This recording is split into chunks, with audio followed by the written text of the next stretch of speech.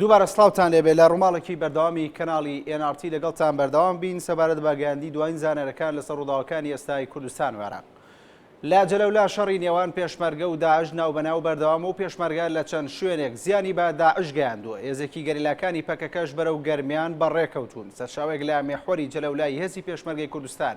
بە NRT ڕاگەیان هەرچەندە لە ئێستادا شەڕ لە نێوان داعش و پێشمەرگەدا کەمتر لە مێحوارەکەدا ڕوودەدات، بەڵام ناوبەناو هێرش بۆ سەر یەکتر ئەنجامەدرێت. ڕاشیگەیان هێزەکانی پێشمەرگە شەوی ڕابردوو توانیویانە گوندی حوسەینیە لە باکووری جەلەولا کۆنتڕۆڵ بکەن و چەکدارانی داعش دەربکەن. سەبارەت بە زیانەکانی هێزی پێشمەرگە و کوژراوەکانی داعش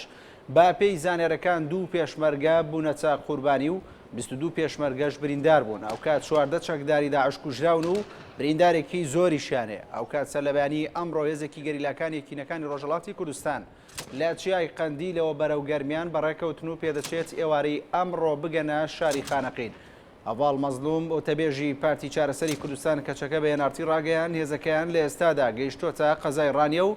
بەرەو گەرمیان بەڕێ دەکەون. Veri havalanmayız mı oynan oldu? Beni.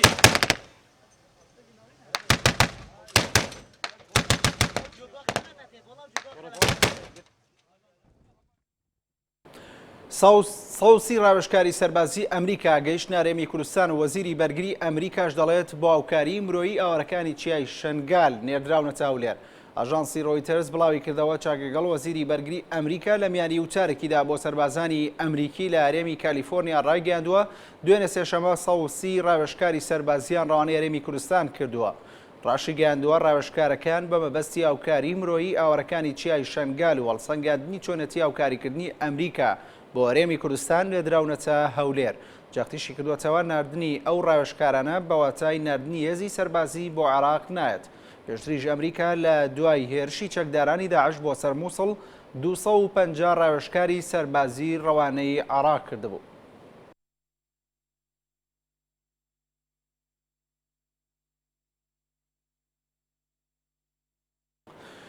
باڵێزان یەکێتی ئەوروپا داوایان لە کۆمەلگای نێودەوڵەتی کرد بە شێوەیەکی خێرا و کاری مرۆیی بگەێن ناوەڕەکانی عێراق و دەرگاشیان لە بەردەم هەر وڵاتێکی یەکێتەکەیاندا کردەوە تاگلایەنانە و کاری سەربازی هەرێمی کوردستان بکەن. ئاژانسی ڕۆیتەرز بڵاوی کردەوە دوێنێ باڵێزان یەکێتی ئەوروپا سەبارەت بە بارودۆخی عێراق و ئۆکرانیا و کەرتی غەزا کۆبنەوەیکی تایبەتیان ئەنجامدا. ئاشکراشی کرد باڵێزەکانی یەکێتی ئەوروپا نەگەیشتونەتە ڕێکەوتنی ئەوەش بۆ پڕچەکردنی هێزی پێشمەرگەی کوردستان، بەڵام دەرگایان لە بەردەم هەر وڵاتێک یەکێتەکەیاندا کردەوە تاگلایەنانە هاوکاری سەربازی هەرێمی کوردستان بکەن بە تەنسیق لەگەڵ حکوومەتی بەغدادا. لای خۆشەوە کاسرین ئاشتۆن بەرپرسی سیاسەتەکانی یەکێتی ئەوروپا ڕاگەیاند پێویستە لە ڕێگەی پەیوەندیکردن لەگەڵ دەسەڵاتدارانی حکوومەتی عێراقەوە تاوتوێی ئەو داوای هەرێمی کوردستان بکەن کە داوای لە چەند وڵاتێکی ئەندام لە یەکێتیەکە کردبوو هاوکاری سەربازیان بکەن. ئەو کات سباستیان برابنت وتەبێژی بەرپرسی سیاستەکانی یەکێتی ئەوروپا ماژەی بەوە کرد باڵێزانی وڵاتانی ئەوروپا پێشوازیان لە وڵەکانی ئەمریکا کردووە بۆ ڕاگررتنی پێشڕەوەکانی داعش و داواشیان لە کۆمەلگای نێودەوڵەتی کرد هاوکاری مرۆیی بەپەلە بگەێنە و ئاوارانەی بۆی ململانەکانی عێراقەوە ئاوارە بوون.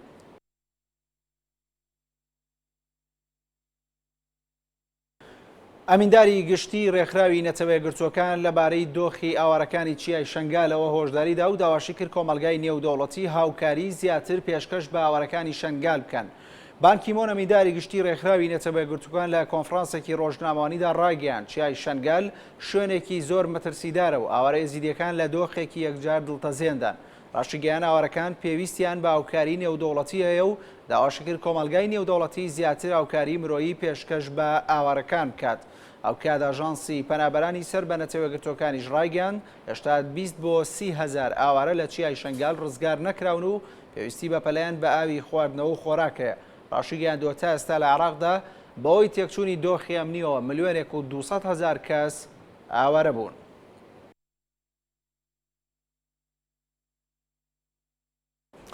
ئێوارەی دوێنێ هێلیکۆپتەرێک کە بە مەبەستی گەیاندنی هاوکاری مرۆیی بەرەو چیای شنگال بەڕێکەوتبوو کەوتە خوارەوە جگە لای گیان لە دەستدانی یەکێک لە فڕۆکەوانەکانی پەرلەمانتارێکی پەرلەمانی عێراق و سەرجەم سەرنشینەکانی تری هەلیکۆپتەرەکە بریندار بوون. سەرچاوەی ئاگادار لە ڕووداوەکە بێنارتی ڕاگەیان هۆکاری کەوتنە خوارەوی هەلیکۆپتەرەکە لە دەستدانی هاوسەنگی بووە، ئەوەش پاش ئەوەی ژمارەیەکی زۆر لە ئاوارەکانی چیای شنگال ویستویانە بچنە ناو هەلیکۆپتەرەکەەوە. ئەو کات ڤیان دەخیل پەرلەمانتاری پارلەمانی عێراق کە خۆی ئێزیدیە لە فڕۆکەکەدا بووە و بریندار بووە. باش کەوتنە خوارەوی هەلیکۆپتەرەکە دەست بەجێ بریندارەکان لەلایەن هەلیکۆپتەرێکی عێراقیەوە گێنراونەتە نزیکترین بنکەی تەندروستی و دواتر بۆ نەخۆشخانەی زاخۆ گواستراونەتەوە. لە هەلیکۆپتەرەکەدا کوڕێکی فازڵ میرانی سکرتێری مەکتەبی سیاسی پارتی دیموکراتی کوردستان و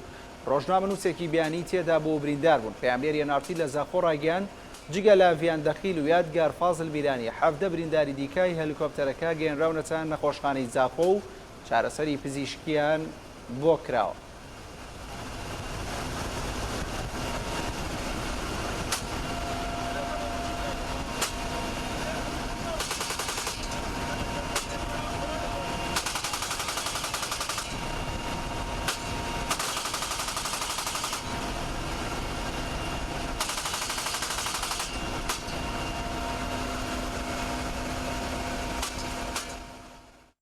محمود سەنگاوی بەرپرسی میێحوەری هێزەکانی پێشمەرگە لە سنووری گەرمیان ڕاگەیان هاوڵاتیان دڵنیا دەکەنەوە ناحەی جەلەولا و سەعدیە کۆنتڕۆڵ دەکەنەوە. دەشڵێت تا ئێستا چەکی نوێیان بەدەست نەگەیشتووە. محمود سەنگاوی ئەندامی مەکتەبی سیاسی یەکێتی نیشتیمانی کوردستان و بەرپرسی میێحوەری هێزەکانی پێشمەرگە لە سنووری گەرمیان بێنارتی ڕاگەیان هەر کات لە سەرووی خۆیانەوە فەرمانیان پێ بکرێت ناحەکە کۆنتڕۆڵ دەکەنەوە. محمود سەنگاوی دڵنیاییش دەدات هاوڵاتیان کە چەکدارانی داعش ناتوانن لە دەرەوەی ناو ماڵەکان شەڕ بکەن و دەشڵێت هاوڵاتیان دڵنیا دەکەنەوە کە ناحەی جەلەولا و سەعدیە و سەرجەمی شوێنەکانی دیکە کۆنتڕۆڵ دەکەنەوە. لەبارەی گەشتنی چەکی و چۆڵی تازە بە ئاماژەی بۆەوە کرد تا ئێستا هیچ جۆرە چەکێکی نوێیان بەدەست نەگەیشتووە و هەر چەکەکانی پێشووتریان پێ.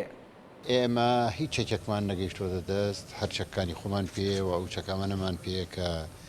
بە درێژایی ئەو چەند ساڵ پێما بوو. دوو فڕۆکەی جەنگی هاتوون لە دوو هەدەفیان داوە لە ناو جەلەولا. دیارە ئەوان فڕۆکەی جاسوسیان لە ئاسمان هەیە و ئاگایان لێ بووە تەجەمع هەبووە لە منتیقەیەک لە ناو جەلەولا لە ئەو منتیقەیان داوە و زەریشان پێگەیان. بەردەوام کە تۆ ڕاوێنی لەنا ئەو خانانە ئەڕاتە جگایەکی تر لە جگەی تر بە دوای ئاگەڕی تەخەت لێکە ئەکشەیتەوە دێتەوە ناو خانوەکە. لە ناو شار شەڕیان پێکرێ بەڵام لە دەشتایی و لەسەر جادە شەڕیان پێ ناکرێەوە دڵنیایشتانەکەم داعش بە حیاتی ناتوانێت جارێکی تر لە جەلەولاوە بەرەو جگایەکی تر. بەڵام بەرەزان پاش ناوبڕێکی کورد ڕێبارە و ڕەحمان هاوکارم لە ڕووماڵی بەردەوامی کەناڵی نارتی لەگەڵتان بەردەوام دەبێت. بینرانی بەڕێزم کاتتان باش بر لە ئێنارتیەوە بەردەوامین لەسەر ڕووماڵی تایبەتمان سەبارەت بە ڕووداوەکانی عێراق و هەرێمی کوردستان و شەڕ و پێکدادانەکانی نێوان هێزی پێشمەرگەی کوردستان و شەکدارانی داعش لەم ڕووماڵە تایبەتەماندا کە بۆ ماوەی چەند کاتژمێرێک بەردەوام دەبێت دەمانەوێت جیان لە شەڕ و پێکدادانەکان قسە لەسەر بابەتێکی تری هەسیاری ناو کۆمەلگای ئێستای کوردستان بکەین کەویش سەرەتاکانی دەرکەوتنی ڕاسیزم یان با بڵێن ڕەگەزپەرستیە لە هەرێمی کوردستاندا لە ماوەی ڕابردوودا و لەگەڵ شەڕ و پێکدادانەکانی ناوچەی مووسڵ و پارێزگای دیالە و پارێزگای سەلاحەدین و ئاوارەبوونی ژمارەیەکی زۆر لە هاوڵاتیانی بە ڕەگەز عەرەب بۆ هەرێمی کوردستان جۆرێک لە ڕەگەزپەرستی لای بەشێک لە گەنجانی کوردستان سەری هەڵداوە. لێرە و لەوێ زۆرجار لە تۆڕە کۆمەڵایەتیەکان و تەنانەت لە بەشێک لە سایت و پێگە ئەلکترۆنیەکانیشەوە بانگەشە بۆ ئەم جۆرە لە ڕەگەزپەرستی دەکرێت. ئایا لە ئێستادا دەرکەوتنی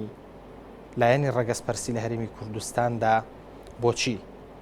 دەرکەوتنی ئەم ڕەگەزپەرستیە چ کاریگەریەکی لەسەر ڕووداوەکانی ئەم دواییە دەبێت وە چ کاریگەریەکی لەسەر عەقڵێت و بیرکردنەوەی نەوەی نوێ لە هەرێمی کوردستاندا دەبێت؟ بۆچی بە تایبەتیش لە کاتی جەنگدا ئەم جۆرە لە ڕەگەزپەرستی سەر هەڵدەدات لە کاتێکدا بەشێک لە هاوڵاتیانی بە ڕەگەز عەرەبی ناوەڕاستی عێراق و بە تایبەتیش ئەو پارێزگایانی کە باسمان لێوەکردن و لە ئێستادا بەشێکیان لەژێر کۆنتڕۆڵی چەکدارانی داعشدان ئاوارەی هەرێمی کوردستان بوون چۆن بەرامبەریان بیر بکەینەوە چۆن بەرامبەریان مامەڵە بکەین و ڕەفتار بکەین. لێرە و لەوێ بەشێکی زۆر لە هاوڵاتیان و ڕێکخراوە خێرخوازیەکان کۆمەک و هاوکاری بۆ ئەو عەرەبانە کۆ دەکەنەوە و لە بەرامبەر ئەمەشدا بیرۆکەیەک سەری هەڵداوە کە لە سەرەتای دروستبوونیەتی. بۆ قسەکردن لەسەر ئەم بابەتە میوانداری هەرێکە لە بەڕێزان محسین کەریم نوێنەری کەمپینی داکۆکی لە ئاوارە عەرەب زمانەکان لە کوردستانمان کردووە هەروەها لەگەڵ مامۆستا عەتا محەممەد بەڕێوەبەری ڕێکخراوی CDO لە کوردستان بە خێرهاتنێ وڵاتانەکەم. کاک محسین حاڵەتەکە گەیشتوتە ئەو ڕادەیە ئەو حاڵەتی ڕەگەسپەرسێ گەیشتوتە ئەو حاڵەتی کە کەمپینی بۆ دروست بکرێ بەڵێ پێم وایە هەموو کێشەیە کە دروزە بێ بە بڕان بێ لە سەرتا هەوڵبی تۆ چارەسەری بکەی نەگەوەی لێ گەڕی تا کێشەکە باشە بەڵامی ساکێشێکی گەورەتر لە ئارادایە کە کێشەی جەنگ لەگەڵ ڕێکخراوێکی تیرۆریزیشایی وەکو داعش بڵێ بەڵێ یعنی ئەمە کێشە گەورەکە نییە پێم وایە مەسلەی ڕاسیزم بەشێکە لەو جەنگە ئەگەر دیقەت بێ ڕاسیزم بەم شێوە فراوانەی کە لە دەورانی جەنگی داعش هاتوتە پێشە لە کوردستان بۆ شێوەیە نەبووە بووە مەسەن بە شێوازێکی زۆر خەفەکرا و بێدەنگ بەڵام کاتێکم ڕاسیزمە دەنگ بۆ خۆی پیاکات کەمپین بەڕێخە ئیمزا کۆکاتەوە دەرگاکانی ئەلامی بە جۆرێک بڕواکرێتەوە بەداخەوەش بەشێ لە کەناڵەکانی میدیای کوردی بەواعیانە تەبلیغات و پروپاگاندە بۆ ئەماکەن و بەشێکە لە فەزا و جەوی جەنگ و کەشوای جەنگ بە بڕای من خەتەرە بڵێ باشە بەڵام قسەکە لەسەر ئەوەیە کە بەشێک لەو کەمپینانی ڕێکخراوە بەرامبەر بۆ ئاوارە عەرەبانی کە هاتوونەتە کوردستان زۆربیان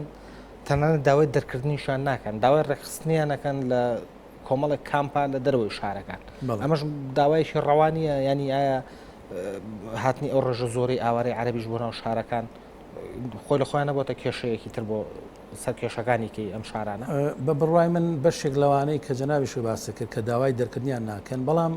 ئێمە ئەوەی کە بینیمان کێشەکانی کوردستان ئەخرێت سەر ئاوارەیە کە لە جەنگ ڕای کردووە مناڵ و ژن کە لە جەنگ ڕای کردووە لە قەتڵ و عامی هێزێکی تۆریستی وەکو داعش ڕای کردووە بڕایم ئەمە یعنی خەتەرەکە لێرە دەست پێکەوە بە بێجگە لەوەش مەجموعەیەک چالاکی کراوە مەجموعەیەک فعل ئەکشن کراوە مەسەرەن لە حاجیاوە بیناڵەواسی لافیتە لەسەر شوێنێکی عمومی کاڵێ مەسا عەرەبۆی نەبێتە ژوورەوە لە منطقەی گەرمیان و لە دەربەنی خان و لە سلێمانی و لە هەولێر مزاهرە کرێت و باسی دەرکردنی عەرەبە کرێ عەرەب بۆ دەرەوە ئەمە بە بڕای من ئەو پەیامە خەتەرێک کە ئەتوانێت لە فەزای جەنگە لە فەزای تونبوونەوەی کێشە قەومیەکانە کە بەوەعیەوە ئیشی بۆ کرێ من پێمانێت تەنها تەرەفی باڵین کوردستان ئیش بۆ ماکە بە تایبەتی حزابێکە لە دەسەڵاتی ئەمە دەسەوەیە داعش بەوەعیەوە ئیش بۆ ماکە بە تایبەتی بەشێک لەو هێزانی کە پشتگیری لە داعشەکەن ڕەگەسپەرسەکانی عەرەبن و پاشماوەکانی ڕژێمی بەعسن کەمانە جەریمەیان کردو بە حەقی خەڵکی کوردستان و لەسەر ئەمە ئیشیان کردووە ناسۆلیزمی عەرەبی و ڕەگەسپەرستی عەرەبی و ڕاسیزمی عەرەبیان بەقوت کرد بۆیە ئەم مەسەلەیە خەتەرەکەی لێرەوە بەشێ من ئەزان بەشێک لەم خەڵکەی کە چوونەتە ناو ئەم فەزایەوە لە ڕووی با بڵێنەوەی کە باش دەرکی دیاردەکەیان نەکردووە زەختێکیان لەسەر پێیان وایە کە هاتنی عەرەب زمان خەڵکی ئاوارەی ئەو مەنتیقانە بۆ بە زەخت لەسەر بەڵام لە هەموو شوێنێکی دنیاە ئاوارەبوون هەیە مادەم شەڕ هەیە مادەم کێشەیە هیچ کەسێک تەمەنا ناکە بەڕاستی ئاوارە بێت چه هاوڵاتی عەرەب زمان تەمەناکە ئاوارە بێت چ مناڵێک تەمەناکە مەسەن شوێنی خۆی جێبێڵێت و بەبێ نان و بەبێ گوزارانێک بژی ئەوانە ئاوارن ئەوانە خەڵکی کوردستان زۆرترین پەنابەری دیوە لە دنیاە مەسەن بەش سەدان هزار هاوڵاتی کوردزمان لە ئەوروپا و لە وڵاتانی ترا پەنابەر بوون لە ئێرانە پەنابەر بووە کۆچفڕۆوی ملیۆنی لە ساڵی نەوەیەکە هەمووی ئێمە خەڵکێکی بەڕاستی قوربانی ڕاسیزم و ڕەگەسپەرستی وحشەتی ڕەگەسپەرستی ناسۆلیزمی عەرەبین ناکرێت ئێستا ئێمە خۆمان بین بە تاوانبار و مجریم و بەتایبەتی ئەوەی ئەم ڕەوتە خەتەرەکەی لەوایە کە تۆ لە ناو فەزای جەنگە کاتێکم خەڵکانە زەختیان لێکەی ئیهانەیان پێکەی تەحقیریانەکەی ماڵیانە سووتێنی ئەتوانێت داعش ئەمانە ئیسفادە لێ بکات بەسن بڵێ بە ئەوە تەکاتە کوردەکان ژواکەن لە ئێوە ئێمە بیرمانە چێ سەدان هزار هاوڵاتی کوردزمان لە مناطقی عەرەب نشینە ئاژین نزیکی 200 هزار بەس هاوڵاتی لە بەسرا ئاژی کاهێنن لە مووسڵە ئەزانی کە هزاران دان هزار هاوڵاتی کوردزمان لەوێ ئەژین بۆیە بە بڕای من خەتەرەکەی نەکەر بۆ سەر هاوڵاتی کورد عەرەب زمانە کە لێرن پەنایانێناوە خەتەرەکەی بۆ سەر خەڵکی کوردستانە بەگشتی و بۆ خەڵکانی کە لە دەروی هەرێمی کوردستان و ئەمە ئاگری شەڕی قەومی دروزەکە خەتەرەکەی هەرم ڕۆنیە مەسەن کێ ئەزانێت ساڵێکی کە ئەمە بەرەو کێوەڕۆ ئەگەر ئەم ڕاستیزمان لە بیدایەتەوە بەری پێنەگیرێ بە بڕای من خەتەرێک ڕوبەڕووی کوردستان و خەڵکی کوردستان کێتەوە کە لە خەتەرەکانی ڕەواندا و لە خەتەرەکانی یوگۆسلافیا و ئەو کوشتاری کە بە ناوی شەڕی تایفی لە عێراق چەند ساڵ بەڕێوەچێ کەمتر نایە بەڵێ زۆر باشە کاکاتە ئەوەی کە باسی ئەکرێ ئەوەی کە تەڕویجی بۆ ئەکرێ لە هەندێک لە تۆڕە کۆمەڵایەتیەکان بە حاڵەت ناوی بەرین یان نەتوانین بڵێن گەشتوتە ئاستی دیارداوە بووە بە مەترسی و پێویستە ئیشی لەسەر بکرێ بۆ سنووری وەدا بنرێ من پێم وایە ئەمە چەند کەیسێکی زۆر دیاری کراوە ناتوانین بڵین دیاردەیش چونکە دیاردە لە کەیسی زۆر دەرئەچێەوە بێ جێگەی بکرێتەوە بە شێوازێکی کەمان بڵێ لەگەڵ کرێ پێم وایە کۆمەڵە کەیسی دیاری کراوە ئەمە کۆمەڵە کەیسە دیاری کراوە لە چەند جێگەیەک کۆمەڵە گەنجی خوێنگەرم پێی هەڵەسن بەڵام با قسەکەمان لەسەرەوە بێ ئایا ئەم گەنجانە و ئەم کەیسانە گەنجەکان خاوەنی بیرۆکەکانیان هاندانێکی لە پشتەوە من بە هەمان بیر و بۆچوونی هاوڕێم کاک مەحسین نمەیەکە پێم وایە ئەمە هاندان لە پشتیوە هەیە بەرنامێک لە پشتیوە هەیە و ئەو بەرنامەیەش تارگێتکردنی سنوورێکی دیاریکراوە و زۆر بەڕوونی ئەڵم تارگێتکردنی سلێمانی و بە ئامانجکردنی سلێمانی وەک تەرکیزکردنە سەر سلێمانی بۆ دروستکردنی ئەم حاڵەتە و خڵقکردنی ئەم حاڵەتە زۆرێکە لە بەرنامەیە کە پێچێ بەرنامەکە سیاسەتێکی لە پشتەوە بێ باش ئەو پێم وایە سیاسەتە بە ینی ترسی ئەومان هەبێت کە سیاسەتێکی ئیقلیمی بێ یان سیاسەتێکی ناوخۆیی بێ ناوخۆی بێ یا ئیقلیمی خەتەرە ناوخۆی بێ یا ئیقلیمی کامیان کاریگەری دژی زیاتر بەهاکانی ئێمەیە هەردووکیان بەقەدەر یەکتری کاریگەریانی هەردووکیان بەقەدەر یەکتری ترسناکیانێ و لێکەوتی ترسناکیانە بێ لەم کۆمەلگای ئێمە باوا قسە بکەین لە ئێستا پێویستەکە ئێمە بە سێ ئاراسە بیر بکەین و بە سێ ئاراسە مامەڵە بکەین ئاراستەیەکیان شەڕی دژی تیرۆر گروپێکی تیرۆریستی هەیە خۆی ناساندووە خۆی ناوناوە سیمای دیارە ڕەنگی دیارە جەبهەکانی دیارە موقعەکانی دیارە ئەمانەی کە هاتوو ئەم ئاوارانی کە گەشتونەتە ئێرە گەشتونەتە ئەودی و قۆناغی شەڕەکەەوە ئەمانە قوربانیانی ئەو شەڕن و ئەمانە بەشێکن لە لێکەوتەکانی ئەو شەڕە و ئەمانە بەشێکن لەوانەی کە زەرمەندی ئەم شەڕە بوون ئاستی دووەم ئەوەیەکە پێویستەکە ئێمە لە هەمان کاتی ئەو شەڕکردە ئەومان بیر نەچێتەوە کە پێویستەکە خزمەت گوزاری بە سەرجەم ئەواران بگەێنین کە لێرن و قوربانیانی ئەو شەڕن ئاراستەی سێممان وەکو کۆمەلگای مەدەنی پێویستەکە ئێمە لە هەمان کاتی شەڕکردن دژی هێزە تیرۆریستەکان شەڕی ئەم جۆرە بیر و بۆچوونانش بکەن کە پێ ئەچێ گروپی تر دەستەی تر تاقمی تر بکە بە دژمان و بکە بە دوژمنی ئێمە باشە ئەم سەرهەڵدانی ئەم بیرۆکەیە مەترسی هەیە فراوان ببێ لە کۆمەلگای ینی ئایا کۆمەلگای کوردی حازنەیەکی باشە بۆی کە فکری ڕاسیزم تیا پەرەپسێنێ نەخێر بە دڵنیایە و حازینێکی باش نیە بەڵام دنەدان کارکردن لەسەری ئاراستەکردن بوونی سیاستێک و عقلێک لە پشتیەوە بوونی کۆمەڵێک دەستگای ڕاگەیاندنی شارەوە و نەشارەوە و پەیجە کۆمەڵایەتیەکان و تۆڕە کۆمەڵایەتیەکان پێچێ وردە بەو دنەدانە ڕێژەکە ڕۆژانە زیاد بکە و کاری لەسەر بکرێ من ئەمێ قسە لەسەرەوە بکەم ئەم کۆمەلگای ئێمە بەهایەکی هەیە بەهاکەی بەهایکی مرۆڤانەیە بەهایکی مرۆڤایەتیە ئەم بەها مرۆڤایەتیە ناکرێ لە هیچ کاتێکان بەها مرۆڤایەتی تێک بدرێ بشێوێنرێ بەهای مرۆڤایەتی ئێمە لە سەردەمی ئەنفال تێک نەچوو نەشێوێنرا نەبووین بە دوژمنی عەرەب کە بە سیاسەتێکی عەرەبان و عەقڵەتێکی شۆڤینیانەی عەرەبانی بەعسییانە هاتن ئێمەیان ئەنفال کرد لە سەردەمی کیمیابەرانە کە ئێمەیان کوشت ئەم بەهایە دروست نەشێوێنرا و ناشرین نەکرا ئەم سەردەما کە سەردەمی کار پێکەوەکردنە لە عێراقا و سەردەمی پێکەوە دروستکردنی دیموکراسی و بێزکردنی دیموکراسی لە عێراقا نابێ بشێوێنرێ ئەم بەهایە بەهێزتر بکرێ کاک ڕێبوار دیکە دوایین راپۆرتەکانی نەتەوە یەکگرتووەکان دوایین راپۆرتەکانی ئەمنستی ئینتەرناشنال دوایین راپۆرتەکانی وەزارەتی دەرەوەی ئەمریکا و اتحادی ئەوروپی هەموو ئەوانە باسی کۆمەڵی خەڵی زۆر ئیجابیەکەن کە کوردستان ئەبێ شانازی پێوەکە ئەویش ڕێزگرتن لە بەها مرۆڤایەتیەکان ڕێزگرتن لە ئاوارە و پەنابەرەکان خزمەتکردنیانە لە کاتێکە ئەم خزمەتکردنە بەشێکی زۆری پێداویستیەکانی لە دەرەوەیەت بودجەکەی لە دەرەوەیەت بەڵام لە هەمان کاتە زەمینەکە و کارەمرۆییەکە و کەرەستەکە بۆ جێبەجێکردنی ئێمە خەڵکی کوردستانە ئێمە ئەم بەهایە وزەیەکی گەورەی پێبەخشینم بەهایە موقعێکی جوانی نێودەوڵەتیاوێت ئەم بەهایە موقعێکی سیاسی مرۆیی لە ناوچەکەی بۆ جێکردنەوە ئێمە تەنها وزە و نەو جێگەمان بۆ ناکاتەوە ئەم بەها مرۆڤایەتیانە جێگەمان بۆکەنەوە بۆیە لێدان لەم بەها مرۆڤایەتیانە خەتەرێکی گەورەیە لەسەر ئێستا و داهاتووینەتەوەکەمان کاک موحسین باسی ئەوەی کرد بە سەدان و بە هەزاران گەنجی ئێمە لە وڵاتەکانی ئەوروپایان چەند جارێک بڕ بوو کاتێکمان بیست نازیەکان نازیە گروپێکی نازی لە گەنجێکی ئێمە ناوە لە کۆڵن لە بۆن لە نازانێکی لە ئەڵمانیا چەند جارێک بڕ بوو کاتێمان بیست گەنجێکی ئێمە کوژراوە بە دەستی ڕاسستێک لە ڤێنا یا لە نەرویج چەند جارێک بڕ بوو کاتێک ئەمە بیرمان لەوە کردەوە گەنجێکی ئێمە پەنای بردەوە بۆ وڵاتە ئەم وڵاتە بەهای مرۆڤایەتی مامەڵی پێەکە بەهایکی ئاینی هەیە کە مەسیحیە و تەسامحی هەیە بەمەڵی پێەکە ئەی ئەگەر ئێمە بین هەمان ئەکشن بکەین هەمان کار بکەینەوە ئایا هەمان قسەمانە دروست نابێتەوە هەمان زەرەر ناین لە بەها مرۆڤایەتیەکان و بەها جوانە نەتەوایەتەکانمان بۆ پێم وایە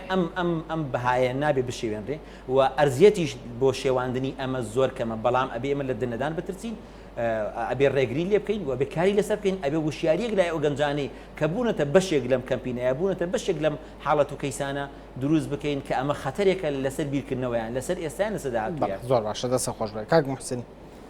کەمپینی داکۆکی لە ئاوارە عەرەب زمانەکان ئەی بۆ لە داکۆکی لە نەتەوەی عەرەب نەبێ بەشێکی زۆری ئەوانەی کە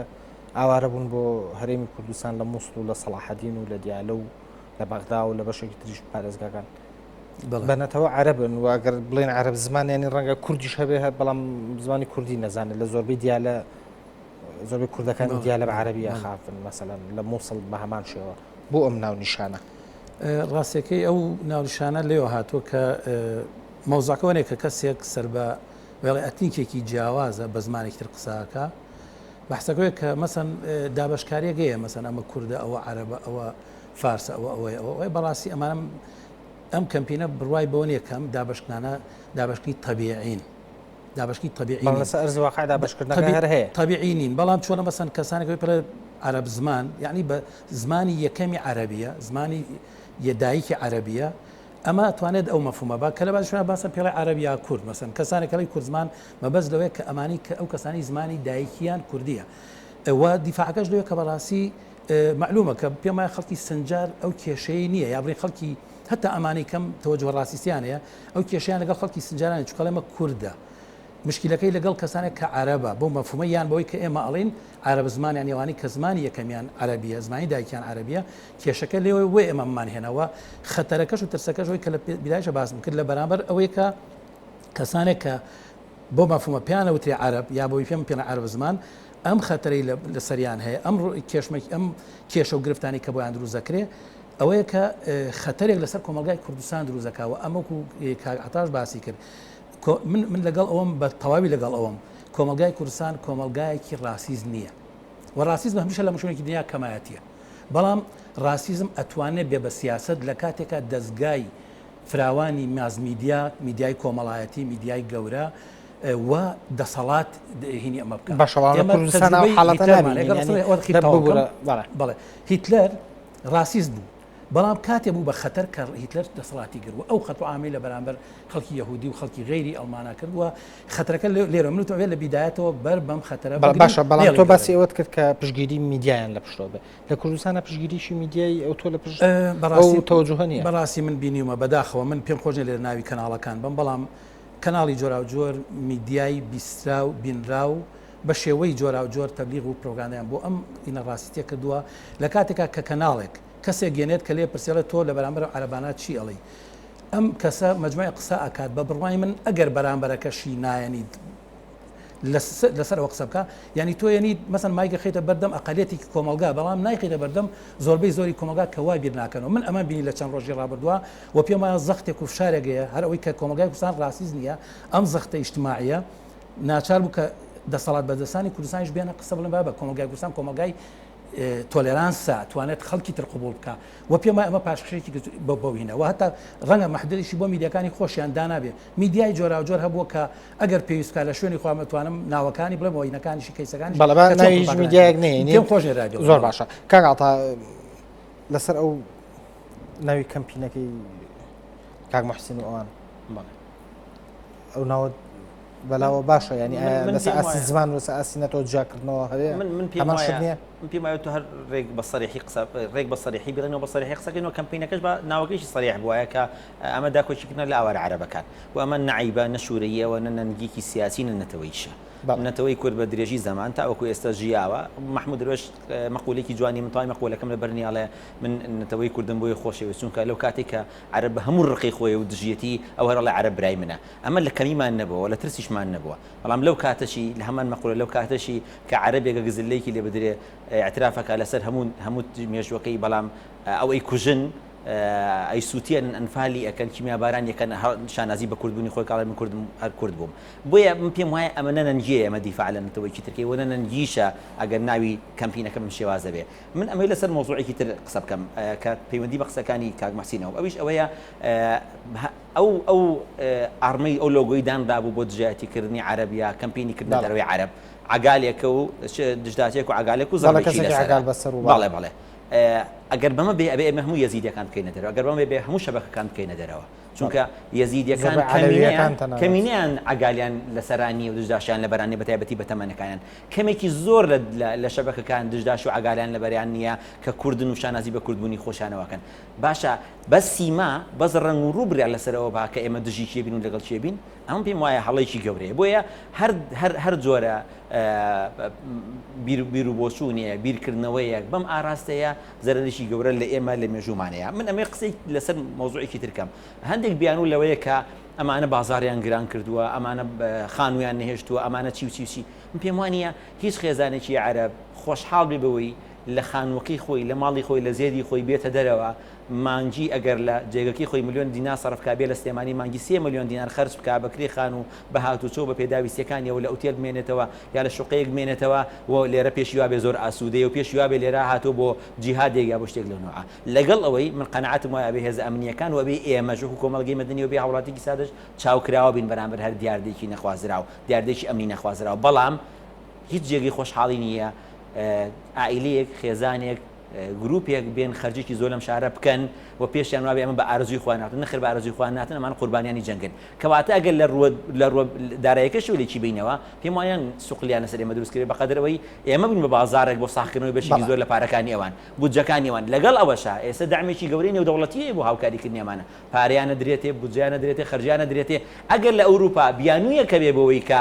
بۆیە ڕاستستێک لە گەنجێکی غەیرە ئەوروپی ئەیە لەبەر و هاتووە لەسەر سۆسیالەکەی ئەوەژی لەسەر زەریبەکەی ئەوەژی لەم وڵاتەیە من و تۆ زەریبە ناین تاکو لەسەر زەریبە ئێمەمژی لەم وڵاتەیە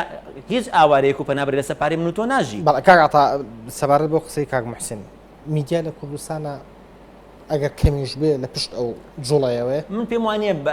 بە شێوازێکی زۆر بەربڵاوە بەڵام بەڵێ بەکو کەیز وەکو حاڵەت لە پشتیوێتی بەوەی کە مقابلەی خەڵگەکرێ ڕاتچیە لە سەربوونی ئاوارەکان ئایا مەزەختیان دروست نەکرد و مشکلیان دروست نەکردن بەبێ ئەوەی عکسیە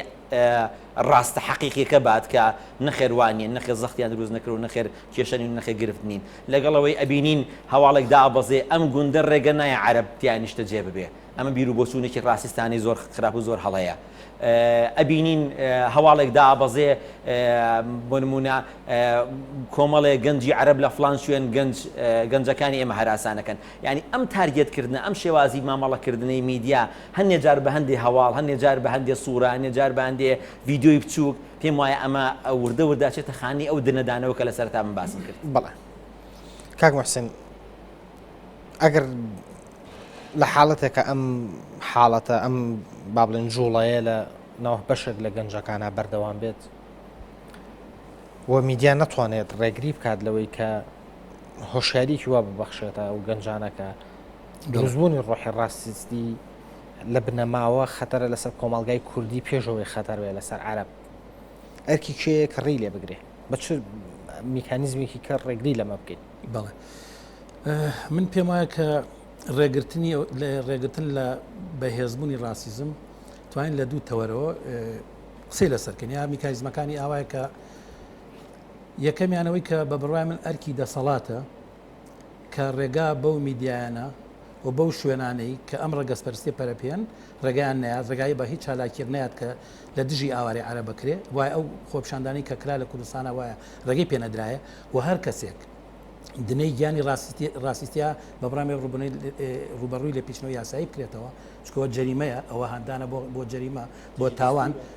پێم وایە لە دەستوری شامادەیە کە نابێت هیچ جاکاری مافی مرۆڤە ئەمە لایەنێکی دی دووەم بە بڕای من مهمترشەوەی کە زەریبەی ئەمە ئەیات و ماساتەکەوێت کۆمەلگای کوردستانە بەڵای من ئەرکی کۆمەلگا و ئەرکی هەموو ئەو لایەنانەیە ڕۆشنبیرە ئەحزابی سیاسیە میدیایە منەظەماتی مجتەمەعی مەدە هەر کەسێک ئەگەر بەڕاستی ئەم خەتەرە ئەبینێ ئەبێت ڕێگە بە منەیە تربێتی کۆمەڵاتی مهمە مەسەن من ئەوەتان پێ بڵم کە لەگەڵ تونبوونی ئەم فەزای ڕاستی من خەڵکم بینی کە تیای بوو کە وەهمی هەبوو بەغەڵەت لە شتەکان تێگەیشت بوو مەسەن لەگەڵ کەسانێکم لە هەوڵما جەدەلکەم کە ڕێگەکان پیشابم ئەمەوانە ئەم حەقەتەوانێک کە بە ئێوە هین کراوە بەتابەتی منەوێت تەکیید لە قسەکەی بیرم چوە کاک عەتا کە ئەوی باسەکرێ باسی گرانی زانین چۆنە خۆی واقعەتێک هەیە طبعاً کە خۆی فکری گرانی چیەوەی کە تەڵەب لەسەر شتێ زیای کرد معلومە گرانە بێ هەر شتێک تەڵەبی لەسەر زیا بوو ئەمە هاوکێشێکی ئابووریە هاوکێشێکی ئابووریە مەسەن زانین چۆنە لە ئاوارەی عەرەب هەبیانە بێ ئەگەر عەرەب نەبوون یەزیدیەکان هاتن معلومە خەڵکی زیاتر ڕوو لە شوێنێکات ئەگەر عەرزی ئەو شتەکەم بێ معلومە کە تەڵەبی لەسەر زیا بێ و گرانی دروستەکە بەڵام کی ئەمە حالەکە بە بڕوای من بە بڕای من لەما ئەرکی ئەوەیە بەشێک لەوانە جارەوەی کە مەجموعە تاجر و بازرگان و کە بەرژەوەندی بەس بیر لە پارەکەنەوە بەڵام ئەرکی دەسەڵاتە کە بودجە دانێت تەرخان کە بۆ ڕوبەڕووی ئەم مەسایلانە مەسەن ئەگەر هات و شت گران بە من پێم وایە کە چۆن لە ئەوروپایە کە کاتێک دەوڵەت مەسئولە کە کۆمەکە بەوانەی دەخلیان کەمە کۆمەکیان پێکا بۆ پارەدانی کری خانوو مەسەن بۆ تەمینی تەکمیلەی لانی کەمی مەعیشەت ئەرکی دەسەڵاتە بڕۆیم ئەوە بکە و ڕێگە نەیاد بۆی کە گرانی بازار کاریگەی لەسەر فەزای خەڵکە و خەڵک ئەوانی کە پەرە بە گیانی ڕاستیان ئەوەی کە لەمە ئیسفادەکەن هەڵبەن سوود لەم واقعەتێکە هەیە سوود لە وەرگێ و ئاراستەی ناڕەزایەتی خەڵک ئاراستی بۆ چوونەکانی خەڵک ئاراستی حەقەتەکانی خەڵک بەرە شوێنێکی تر بەرەکە لێڵی کات ونی کات و بەڕاستی بیکات بە کەرەستەیەکی جەنگی لە دژایەتیکردنی خەڵکی عەرەبا بەمە هێزی خۆی بگرێ وەلەو سەریشۆ بەرێ ئەوبەر بە قوتکە کە راسیزم و شۆڤینیزم لەناو خەڵکی عەرەب زمانە عەرەبا بۆ مەفهومی کۆی باسەکەن زیاو بکە و شەڕی قەومی بە یوگۆسلافیا ڕوویە لە یوگۆسلافیا پێشتر مشکلانە و بەڵام کاتێکە ئاگری شەڕی قەومی دەستی پێکرد بە هەزانە هاوڵاتی وەرگی هەڵدڕا ئەمە خەتەرەکەی کە بەڕاستی بێت لە ئێستا لەسەری بکەین من یەک تەوزیحی بچووک لەسەر قسەکەی کاک عەتاکە ڕاستەکە ئێمە نەنگینی ئەوەی کە بەڵێن عەرەب زماوتم من ئەو تێرمینۆلۆژیەم بۆ عەرەب بە دروست نەزانی وتمە عەرەب زمان ئەگینە بە شانازیەوە من دیفاع لەوکەم هاوڵات من قەناعەتم بە دابەشبوونی خەڵک نییە بەسەر نەتەوە و بەسەر زمان و بەسەرەوە هەمومان یەکشتی ئەسڵیمان مشتەرەکەمان بەشەرین ئەوانە هەمووی مەسەنە گەر من لە بەریتانیا دایکمان بە زمان بە کوردی قسەم ناکرد بۆ نمونە بۆیە بە بڕای من ئەمانە ینی مەوزوعەکەمان ئەوە نیە کە ترسمان لەوە هەیە و پێم وایە ئەم کەمپینەوە کەسانێک کە لەم کەمپینایان زیان کردووە کەسانێ بوون کە لە هەنگاوکانی یەکەمە هوشیاری بەم ڕاستیزمەیاوە کەم ڕاستما گامە لێبێ گەشاکە تەتەورەکات و بە خۆشببختانە کە کۆمەلگای کوردستان لایەنە سیاسیەکان و هەتا میدیای ڕسمیش ئێستا بە جۆرێک دیفاع لەماکەن کە خەڵکی کوردستان تۆلێرانسە خەڵکی کوردستان لێبوردەیە و خەڵکی کوردستان تەحملی زۆر باشە هاوڵاتیان دل لە وڵاتەکە حوێنەوە ببوورە دەستی خۆش بێت تۆڕی پەیامنێرانمان لەگەڵمان ئامادەن زەیتون کەمال پەیامنێرمان لە شاری هەولێر وەروە کاروان ڕەحمان لە سلێمانی و ڕۆکان جااو لە شاری هەولێر سڵاو لە هەمووتان زەیتون ئەمەوێت لە تۆ دەست پێ بکەم ژمارەیەکی زۆر ئاوارەی شارەکانی تری عێراق لە ناو شاری هەولێران بە جیاوازی نەتەوە و دین و زمانیشیانەوە تەنانەت بۆ چوونی شەقامی هەولێر لەسەر ئەمە چییە ئایا بە چ شێوەیەک خزمەتیان کراوە بە چ شێوەیە قبول کراون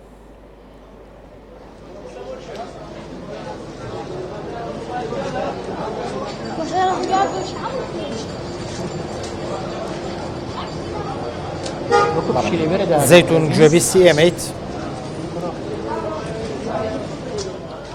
بەڵێ ڕێبوار گوێم لێتە بەڵێ زەیتون سڵاو لێبێ ژمارەیەکی زۆر ئاوارەی شارەکانی تری عێراق لە ناو شاری هەولێران ئایا بۆ چوونی شەقامی هەولێر لەسەر ئەم ئاوارانە چییە بە شێوەیەک تەوزیف کراونەتە ناو کۆمەلگاوە چۆن خزمەتیان ئەکرێ و بە شێوەیەکی گشتی بۆ چوونی شەقام لە شاری هەولێرا چییە؟ بەڵێ ڕێبوار سڵاو لە تۆ لە بینەرانیش بەهۆی ئەو بارودۆخە ناسەقام گیرە و بەهۆی ئەو پێشهاتە نوێ ئەو دوایین گۆڕانکاریانە کە لە ئێستاە بەشێکی زۆر لە ناوەڕاست و هەرێمی کوردستان ناوەڕاست عێراق و هەرێمی کوردستانیشی گرتوتەوە کۆمەڵێک هاوڵاتی زۆر لە ناوچەجیەکانەوە ئاوارە بوون ئاوارەی هەرێمی کوردستان بوون بۆ وەرگرتنی ڕای خەڵکی سەبارەت بەوەی کە ئایا تا چەند پێویستە زمان و نەتەوە ئاینە جیاوازەکان لە شاری هەولێر و لەگەڵ کوردان لێرە تێکەڵ بکرێن و بمێننەوە چەند هاوڵاتێکمان لەگەڵایە و ڕای هاوڵاتیان وەرەگرین دواتر من بە پێ و زانیاریانی کەلامە زانیاری بە تۆ بینێرانیش ئێم سەبارەت بە بەڵێنی ئاوارەکان لە شاری هەولێر ئەم کاتت باش بەڕێزت ڕاچیە سەبارەت بە نەریتی پێکەوەشیان لە شاری هەولێر بە تایبەتی و هەرێمی کوردستانیش بەگشتی خاتون بەخێر بێن ئێمە وەکو کورد دەرگامان واڵایە بۆ هەموو کەسێک کە دێتە وڵاتەکە ئێمە هەرچەندە ئێمە نەبووینە وڵات وەز ئینشاڵڵا لەسەر دەستی ئەو هەموو سەرکردە سیاسانەی ئەمانە دەتوانین دەوڵەتێکی یەکگرت و سربەخۆ دابمەزێرین بە خێراتنی هەموو میوانەکانیش دەکەین چونکە ئێمە دەبێ زۆر دەرکامان وەڵابێ بۆ ئەو کەسانی کە دێنەکردمان وەکو ماڵەکەی خۆتاسە پێشوازیت لە هیچ ئاوارەیە کردووە یان یارمەتی کەست داوە وەکو پێشوازی منێ نەکردو بەس هەر دەرکای کوردستان ماڵی منە ینی هەر کەسێک بێتە کوردستان بە ماڵی خۆمی ئیسێب دەکەم بە خێراتنی دەکەم بەس ئەوانیش حاقۆیە لە کەمپێک خەر بکرێنەوە نەکەم و بەناو شاردا تێکەڵاو بن و لە خەڵکی کوردی خۆمان بگنەوە لە ئیش و کاری ڕۆژانەدا زۆر سپاس بۆ تۆ بۆ ڕای تایبەتی تۆ بەڕێزت وەکو عەرەبێک کە لێرە لە کوردستان نیشتەجێی ڕای تۆ لەسەر پێکەوەژیان لە کوردستان و لە شاری هەولێریش چییە بە تایبەتی؟ احنا نشكر الشعب الكردي بالتسامح ويانا ويا هالشعب المتسامح وقوات البيشمركة الواقفة ويا جميع نازحين من دهوك زاخو من هولير يعني نشكر نشكر الحكومة الكردية موقفها ويا العرب موقف كلش حلو ونشكر هواية من الشعب الكردي المتسامح اللي وقف ويا اليزيديين وقف ويا العرب وقف ويا جميع الطوائف الشعب العراقي. زۆر سپاس بۆ زانێرەکانت چەند بەڕێزێکی تر لێرن کە ڕای تایبەتی و ڕای جیاوازیان هەیە بەڕای تۆ پێکەوەژیان لە هەرێمی کوردستان و شاری هەولێر بە تایبەتی لە چه ئاستێکایە و تۆ پێ دوایە پێویستە ئەو ئاوارانە یان کەسانی غەیرە کورد لە شاری هەولێر بمێننەوە وەکو دانیشتوان؟ زۆر سپاس بۆ کەنالی NRT و خوشی بەڕێز بەخێربێن. قومی کورد قومیشی متسامحة هل لخليقته رب العالمين طبعي ملتي كرد طبعي نتوي كرد طبعي شي تسامحية طبعي شي نرم وحليمة يعني كرد أمي دنيا كراوة أمي بير كراوة ديخت باجي كالجل أمرو شتيكا كاردانا وكي دنيا ناين تو برشاو براسي يعني أما شتيك شوازك جورا شوازك دروز دكا لبرامبر رأي قشتي جاني كملتي كرد براسي دلي قوريا بەڕاستی لە کاتی تنگانە هەموو نەتەوەیەک حەبێنیت. وەکو خەڵکی شاری هەولێر ئێوە دەرگاتان واڵایە بۆ کەسانی تر غەیرە کورد کە ئاوارە بوونیان کورد نین و لە ناوچەکانی ترەوەێنە هەرێمی کوردستان و یانە لە شاری هەولێر نیشتەجێبن؟ لە هەموو ڕوویەکەوە مادی و معنەوی ئەمە هاوکاریان مەکردی ئەوەی هاتنە بە دەرگایەکان وەرقاپیەکانمان لە هەموو شتێک جیاوازی نایخنە بەر ئەوەی کوردەکانی ڕۆژاوای کوردستان یان برایەزیەکانی ئێستا یان برە عەرەبەکانی ڕەمادی و بەغدا و تکریت و ئەمان بەڵام ئەم شتێکم هەیە بەڕاستی بە حەقیقەت دەڵێم بۆ تاریخ بەڕاستی ئەمە حەزەکەم حکوومەتی هەرێمی کوردستان وەکو هاوڵاتیەک جێم لێرا بگری بەڵام مووقفەکەی من مووقفێکی منطقیە بەڕاستی ئەگەر ئەتانێت پامێک بگەێنن بە کورتی لە بەرۆی کاتمان کەمە سەبر بە ئەمە بگەین مەجێ ئێستا ئەگەر ئاوارەکانی پەکەکە لە سنووری شاخی مەخمور چەندین ساڵە لە کەمپێکدا نراون یان برایانی ڕۆژئاوا کە هاتوونە لە قامشلە و لە عەفرین و لە کۆبانێ لە قشتەپا و لە کەورگۆسک ئەمانە هەمووی لە کەم دانراون پێم خۆشە بەڕاستی بەرە عەرەبەکان و هەر ئەوانەی هاتوونە ئێستا لە دوای ئەم کاردانەوەی داعش و ئەمەوەی لە کەمپێکدا برێن چاودێریان لێ بکرێت لە بەرژەوەندی گشتی زۆر سپاس بۆ ڕای تایبەتی تۆم بەڕێزە ویست پەیامێک بگەێنی پێکەوەژیان لە شاری هەولێر تۆ وەکو دانیشتوێکی شاری هەولێر پێکەوەژیان لە شاری هەولێر تا چه ئاستێکە و تا چ ڕادەیەک خەڵکی شاری هەولێر دەرگای واڵایە بۆ ئاوارەکان و بۆ خەڵکانی غەیرە کورد کە لە ناوچەکانی ترەوەێنە هەرێمی کوردستان و یانەوە نیشتەجێبن. زۆر سپاس شاری هەولێر وەک لە دێرە زەمانەوە کە کوردی تێدا ژیاوە و کوردیش هەموو کاتێک دەرگای واڵا بووە لە بۆ هەموو کەسێک و لە بۆ هەموو میوانێک و لە هەموو ئاوارەیەک هەموو مەزلومێک چکە بخۆمان مەزلومین دائیمەن زۆرمان لێکراوە و ئێستاش کە شاری هەولێر کە پایتەختی کوردستانە و ئاوادانە و پێکەوە ژیانە و خەڵکەم پێکەوە دەژی لێرە ئەو ئاوارانی کە عەرەبن هاتوون ئەوەی سووریا هاتووە ئەوەی شینگال هاتووە هەمووی خزمەت کراوە بەڕای خۆی بەس بەڕای من ئەتا ئاوارەکانی خۆمان هەبن کە ئی شینگالە و مەخمورە و پەکەکانی مەخمورە و ئی دەوروبەری جێیەکانی ترە ئیگوێڕ ئەوان هەخوایە زیاتر ئەفزەلیان هەبی لەسەر ئەوانی دی نەگەوانین تر عەرەبەکانیش بە ئەو بکرێن بەڵام پێویستە لە کەمپینێکدا بن کۆنتڕۆل بکرێن تاوەکو بزان چی دەکەن و نەوەک یعنی مەراماشی خراپیان هەبیت ئەگەنە لەسەر چاومان. سپاس بۆ ڕای تایبەتی تۆ بەڵێ ڕێبوار ئەمە ڕای خەڵکی شاری هەولێر بوو ڕای شەقامی هەولێر بوو لەسەر پێکەوەژیان لە شاری هەولێر ئەوەی زانیاریە لەسەر ئاوارەکان من ئەمێ بیگەنم لە ئێستاە کۆمەڵێکی زۆر ئاوارە لە ناو شاری هەولێر نیشتەجێ کراون بەبێ جیاوازی دین و ئاین و نەتەوە و زمان ئەوانە لێرە نیشتەجێ کراون بۆ پێی وەکو نمونەیەک ئەگەر بیهێنمەوە لە ئێستاە شوێنی خوداپەرستیەکان شوێنی پەرستشەکانی مەسیحیەکان لە ئێستاە لانەیەکی ئارامە بۆ برایەزیدیەکان کە لە چێ شنگالەوە هاتوون و لە هەرێمی کوردستان و لە هەولێر نیشتەجێن و کۆمەڵێک ناوچەی تر کۆمەڵێک باخچەی تر لە هەرێمی لە شاری هەولێر بە خێمە ئامادە کراوە بۆ ئاوارەکانی تر بۆ برا عەرەبەکان کە لە ناوەڕاستی عێراقەوە هاتوون و زانیاریەکی تریش سەبارەت بەوەی کە لە چەند ڕۆژی ڕابردووە باس لەوە ئەکرات کە کەمپینێکی تایبەت هەبێت بۆ نمونە گەر مۆرکێکی ڕێگەسپەرستی پێوە بێت یاخود کەسانی غەیرە کورد زمان ڕەت بکاتەوە لە هەرێمی کوردستان لە چەند ڕۆژی ڕابردووە هەوڵێک بۆ ئەمە هەبوو بەڵام لایەنە سیاسیەکانی هەولێر دەسەڵاتی ئیداری لە هەولێر ڕێی بەمە گرتوونەی هەش کەمپینێکی وا بکرێت لە بەرامبەرە دوێنێ لە شاری هەولێر لە سەنتەری شارەکە گەورەترین مەراسیمی پێکەوە ژیان سازکرا کە بەشێک لە کوردانی هەر چوار پارچەی کوردستان بە کللتوری تایبەتی خۆیان بە جلوبەرگی خۆیان بەشداریان لە مەراسیمەکە کردووە لە ناوەڕاستی شاری هەولێرە نەخشەی هەر چوار پارچەی کوردستان لەسەر ئەسب وەکو نیشانەیەکی هێز بەیەکەوە لکێنراوە تەواوی زانیاریەکانە لەسەر ئاوارەکان لە شاری هەولێر کە ئێستا لێرە نیشتەجێن. باشە زۆر سپاس بۆ زەیتون کەمال پەیامنێری NRT لە شاری هەولێر ئێستا چینە شاری کەرکووک ڕۆکان جاف پەیامنێرمان لە کەرکووکۆ لەگەڵمانە ڕۆکان ئەم کاتت باش بۆ چوونی شەقامی کەرکووک لەسەر سەرهەڵدانی ئەم بیرۆکەیە لە لای بەشێکی کەم لە گەنجانی کوردستان چییە؟ ڕێبوار ئەشێ لە کەرکووک تا ڕادەیەک جیاواز بێ لەگەڵ شارەکانی تری هەرێمی کوردستان لەبەرەوەی کەرکووک شارێکی فرەنەتەوەیە و پێکاتەی عەرەب لەم شارە بە پێکاتەی دووهەم داهاندرن. هاتنی ئەو ئاوارە عەرەبانەش بۆ شاری کەرکووک ئەشێ تا ڕادەیەک بەلایەن هاوڵاتیانی کەرکووکەوە ئاسایی بوو بێ، بەڵام لە ماوەی چەند ڕۆژی ڕابردوو ئەوەی کە تا ڕادەیەک بۆ کێشە بۆ هاوڵاتیان و بۆ دەستگا ئەمنیەکانیشەوە بووکە ژمارەیەک لەم خێزانانە بێ ئەوەی کە هێزانیەکان نەخو دەستگامنیەکان ئاگادارکەنەوە دێنە شارەکەەوە ئەمە لە لایەکەوە لە لایەکی تریشەوە لە نێو ئەو خێزان ئاوارانە کەسانی سەر بە گروپە چەکدارەکان خۆیان خزاندۆتە نێو ئەم ئاوارانەوە و لەلایەن هێزانیەکانەوە چەند کەسێکیش دەستگیر کران کە سەر بە باشە ڕۆکان ئەتوانی زانیاریمان بیت ئەو زانیاریانی کە تۆ دەستێکەوتۆ لەلایەن دەستگا ئەمنیەکانەوە چەندێک لەوانە دەستگیر کراون کە خۆیان خزانۆتە ناو ئەو ئاوارانەوە ئایا ڕێژەکە زۆرە؟ ڕێبەروا دیارە دەستگیرکردنی ئەو خێزانە ئەوارانە بە دوو شێوە شێوەکەنەوەیە کە ئەمانە بەشێک لەم خێزانانەوە کووتم بێپرسی دەستگامنەکان هاتونەتە کەرکووکەوە دوێنێ لەلایەن پۆلیسی کەرکووکەوە 83 کەس دەستگیر کراوە کەمانە تەنها ئەوە بوونەکە هیچ موافقەیەکیان نەبووە کە بێنە شارەکەەوە ئەمە یەک لەلایەکی ترەوە تا ئێستا 3 کەس بە تۆمەتیەوە دەستگیر کراون کە پەیوەندیان هەبووە بە گروپە چەکدارەکانەوە بە تایبەت بەرپرسێکی گەورەی گروپی چەکداری داعش کە ناسراو بوو لەلایەن دەستگا ئەمنیەکانەوە داواکراو بووە دەستگیر کرا زیاتر لە 19 کەسی ژەژێر دەستی ئەم کەسیا بوونە و بەنیاز بوونە لە شاری کەرکووک وەکو شانێکی نووسکاری خۆیان بکەن بەڵام من ئەمەوەیە بۆ چوونی هاوڵاتیانی کەرکووک لەسەر ئەو وەربگرم هاتنی ئەم خێزان ئاوارانە بەلای هاوڵاتیانی کەرکووکەوە چۆنە سپاسەوە دەبوو ئەگەر سەرەتا لەوە دەست پێ بکەیت هاتنی ئەم خێزان ئاوارانە بەڕێزت وەکو هاوڵاتیەک و گەنجێکی کەرکووک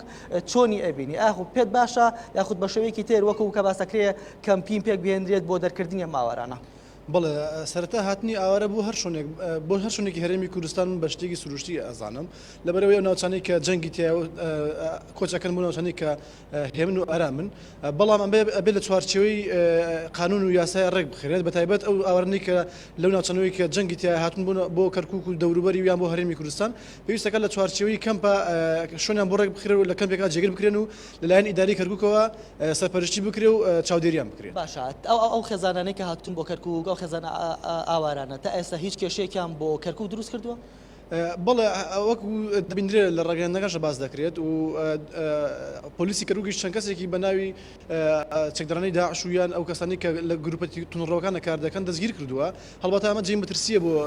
ئیداری شاری کەرکووک بووە پێویست دەکات ئەمە کاری ئیداری کەرکووکە وەکو پارێزگا کە ئەو لێکۆڵنانەوە بکات و کەسانشی کە دێنە ئەم شاری کەرکووکەوە چۆنەوە دەستگیر بکرێت و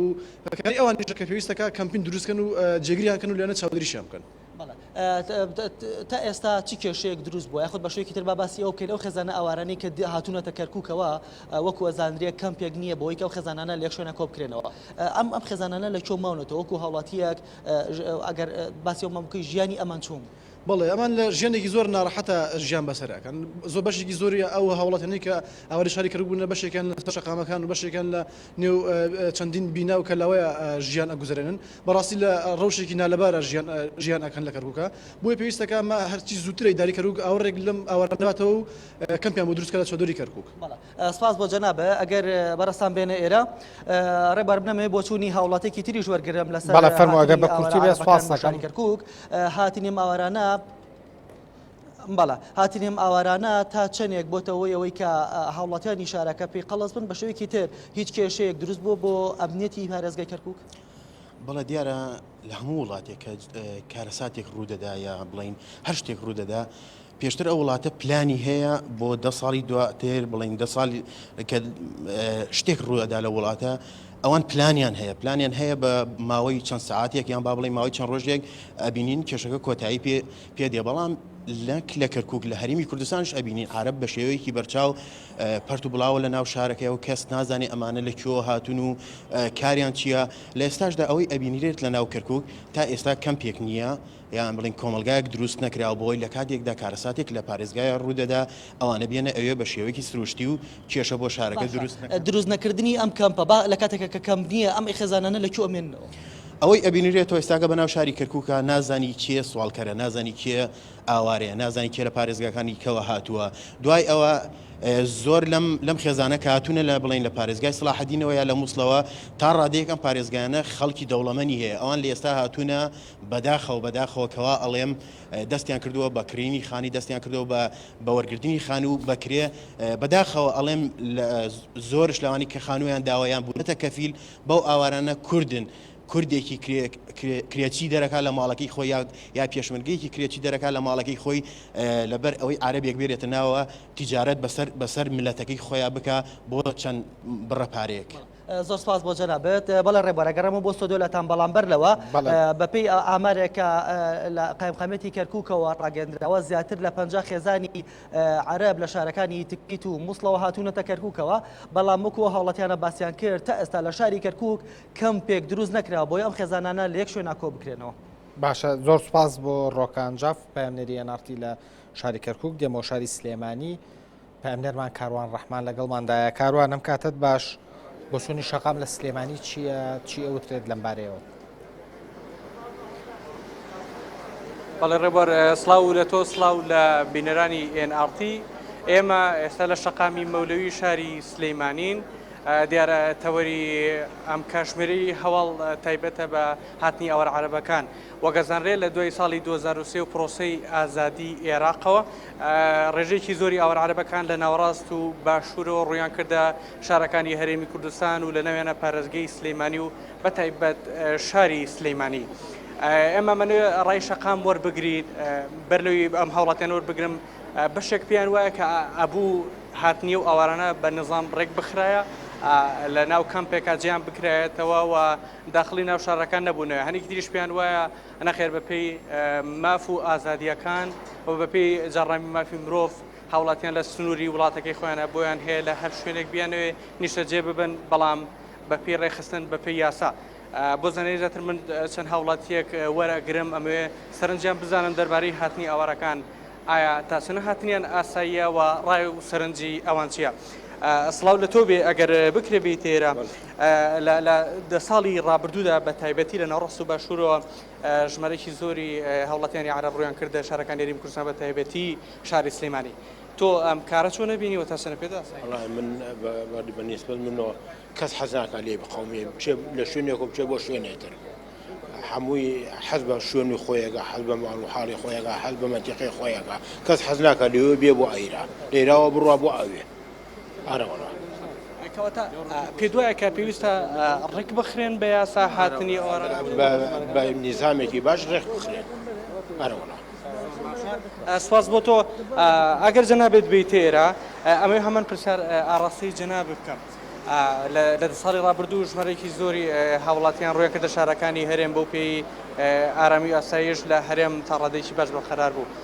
ئەم هاتنە چۆنە بینی ڕاو سەرنجی تۆ چییە؟ دەربارەی هاتنی ئاوارە بۆ هەرێمی کوردستان لە هەموو دنیادا وایە پەنابەر و ئاوارەبوون بوونی ئەبێت بەڵام بەپێی یاسا و ڕێسای هەموو وڵاتێک یا هەر هەرێمێک یاسا و ڕێساک تایبەت بە وەرگرتنی پەنابەر و ئاوارەی هەیە حەقوا ئەو ئاوارانە لەگەڵ ئەوەی پێشوازێکی باشیان لێ بکرێن لە کەمپێکا ڕێک بخرێن و جا بکرێنەوە و ناسنامەیان بزان لێ بزان ئەمانە هەریەکان لە شوێنێکەوە هاتوون و چێنین کەواتە پێ وایە ئەو کەسانی کاتون لە ماوەی ڕابردوو ناسنامەیان نەزانراوە چێن و پۆلێن نەکراون ئەزانی چۆنە تۆ ئەگەر بێتە سەرەوەی کاتی خۆی ئێمە خۆمان ئاوارە بووین هەبووە ناسنامەی پێ نەبووە بەڵام لە کەمپێکا ڕێکخراوە دواتر ناو ناسناوانەی زانراوەیان بە هەر ناوێک بێ ڕێکخراوە دواتر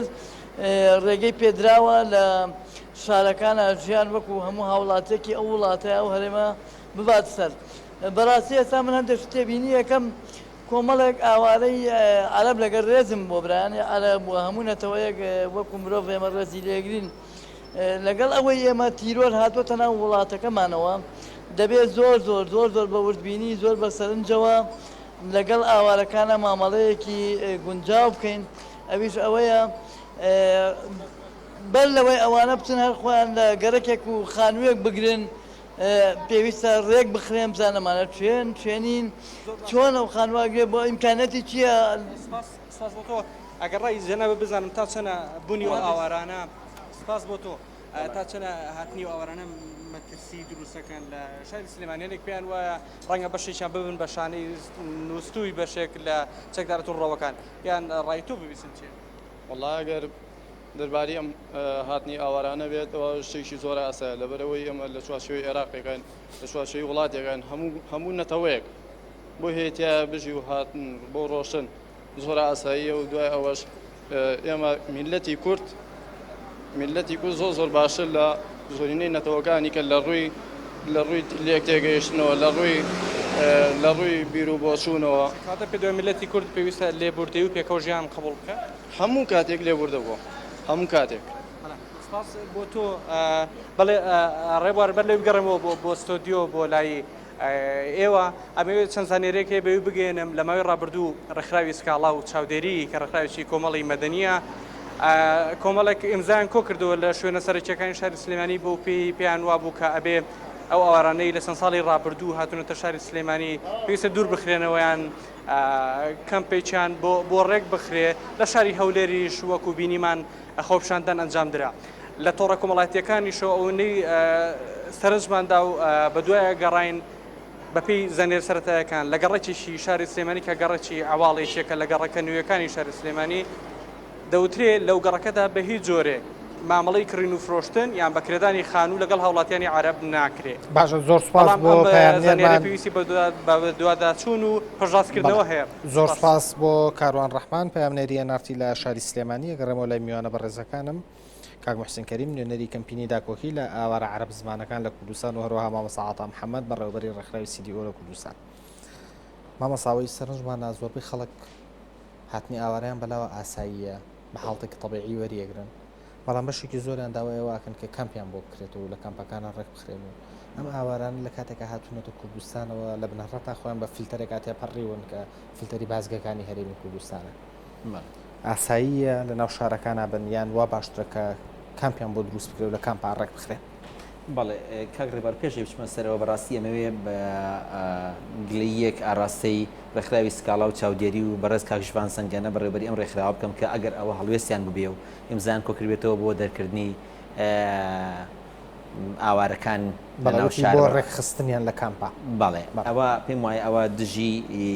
ئەو یاسایە کە ئەو ڕێکخراوە مۆڵەتی پێوەگرتووە کە یاسای ژمارەیەکی ساڵی 2011 هیوادارم هەواڵەکە وانە بێە ئەو بابەتە بەو شێوازەنە و بێکە کە ئێستا پێمان گەیشت. دوو مستەڵەحەیە یا دوو زاراوە هەیە زۆر هەڵە بەکاری هێنین ئێمە ئاوارە لەگەڵ پەنابەر. ئاوارە مستەڵەحێکە زاراوەیەکە بۆ ئەو خەڵکانە بەکارهێندێکە لە چوارچێوەی سنووری وڵاتەکەی خۆیانە لە شارێک ئەچنە شارێکی تر بەهۆی بارودۆخێکی نائاسایی سروشتی سیاسی جەنگ هەر بارودۆخێکی تر بێ سنووری شارەکانە بڕنە چەند شارێکی تر لە چوارچێوەی هەمان وڵاتە. ئەوەی کە ئێستا پیانۆتی عەرەب زمانەکان وەکو لە پەیامەکانی ئێوە ئاوا دەرەکەیەوە لە پەیامەکەی کاک موحسینی شا یاوەی پێوترێ ئاوارەکانی شنگالیەکان یەزیدیەکان شەبەکەکان عەرەبەکان لە ناوڕاست و باشووری عێراق ئەمانە ئاوارن ئەمە تەواوە و ئەمە پێوتری IDPs بە ئینگلیزیە Internal Displaced People ئەو خەڵکانێک کە لە چوارچێوەی وڵاتێکە شوێنیان پێگۆڕاوە شتێکی کەمانەکە بێت پەنابەر کە سنووری وڵاتێکی بڕیوە و لە وڵاتێکی ترەوە هاتووە بەداخەوە هەردووشی هەڵە بەکارهێنێ ئەڵێن ئاوارە سووریەکان کە خۆیان پەنابەرن چکە لە وڵاتێکی ترەوە هاتووە ئاوارە تووچەکان ئاوارە ئێرانیەکان ئەمە هەڵەیە وەوانی ناخۆش پیانەوە تێ پەنابەر کام بۆ پەنابەر دروستەکرێ چونکە بە پەنابەر بوون لە مانگ و دوو مانگ و سێ مانگ و لەوانی لە ساڵێکشا لە زەرفی ساڵێکشا چارەسەر نەبێ بۆیە پێویست بەوە ئەکا جوودێک و پارەیەک و بودجێکی گەورە سەرف کرێت تاکو کامپێک دروستەکرێ بۆ ئەوی پاراستنی ئەمانە مافیان پێداویستەکانیان ڕێک بخرێ و ئەمانە پێویستەکە بەوەی سیستمێک یا یاسایەکە بێ ژیانیان ڕێکخا بەڵام ئاوارە پێویستی بە یاسایەکی جیاواز نییە پێویستی بە سیستمێکی جیاوازیش نییە و ئەسڵن پێویستی بە کەمپیش نییە چونکە هەندێک لەو بارودۆخانەی لێرە ڕوویانداوە لەم وڵاتە ڕوویانداوە بارودۆخی کاتین ئێمە شەڕەکانی ساڵی 2006 مان بیر نەچێتەوە کە مەرقەدی عەسکەریەنیان لە سامەڕا تەقاندەوە لە ئەنجامی ئەوە 73000 ئاوارەی عەرەب هاتنە ناو شاری سلێمانی دەوروبەری قەزانەحەکان تا پێنجوێن تا چوارتا و قەڵاتوەلان تا ڕانی و قەڵاتزە ئاوارەی عەرەبمان هەبوو ئەو هەستە ڕاستیستە لەو کاتەیە بەپێی ئەو کەیسیش نەبوو بە کەیسیش نەمان بوو کە بارودۆخەکەمان لە ئێستا خراپتر بوو پەیوەندیمان لەگەڵ بەغایە لە ئێسەش باشتر نەبوو و بارودۆخی نێودەوڵەتی هەرێمایەتیشمان زۆر خراپتر بوو. ئێستا ئەوەی کە لە ناو شاری سلێمانیە بە برایە زیدیەکان بە شەبەک بە کوردەکانی مووسڵ و بە کوردەکانی سەلاحەدین و بە کوردەکانی دیالەشەوە بە هەموو ئەوانەوە کە گەیشتن ناو شاری سلێمانی هێشتا نەگەیشتە 100,000 کەس. بە بارودۆخە خراپەش کە پێمان وایە شەڕی داعشەیە شەڕێکی زۆر قورسەرە زۆر سەختترە و لێ قەومانەکە ئێستا قورسەرە هێشتا نەگەیشتونەتە ئەو ڕێژەیە.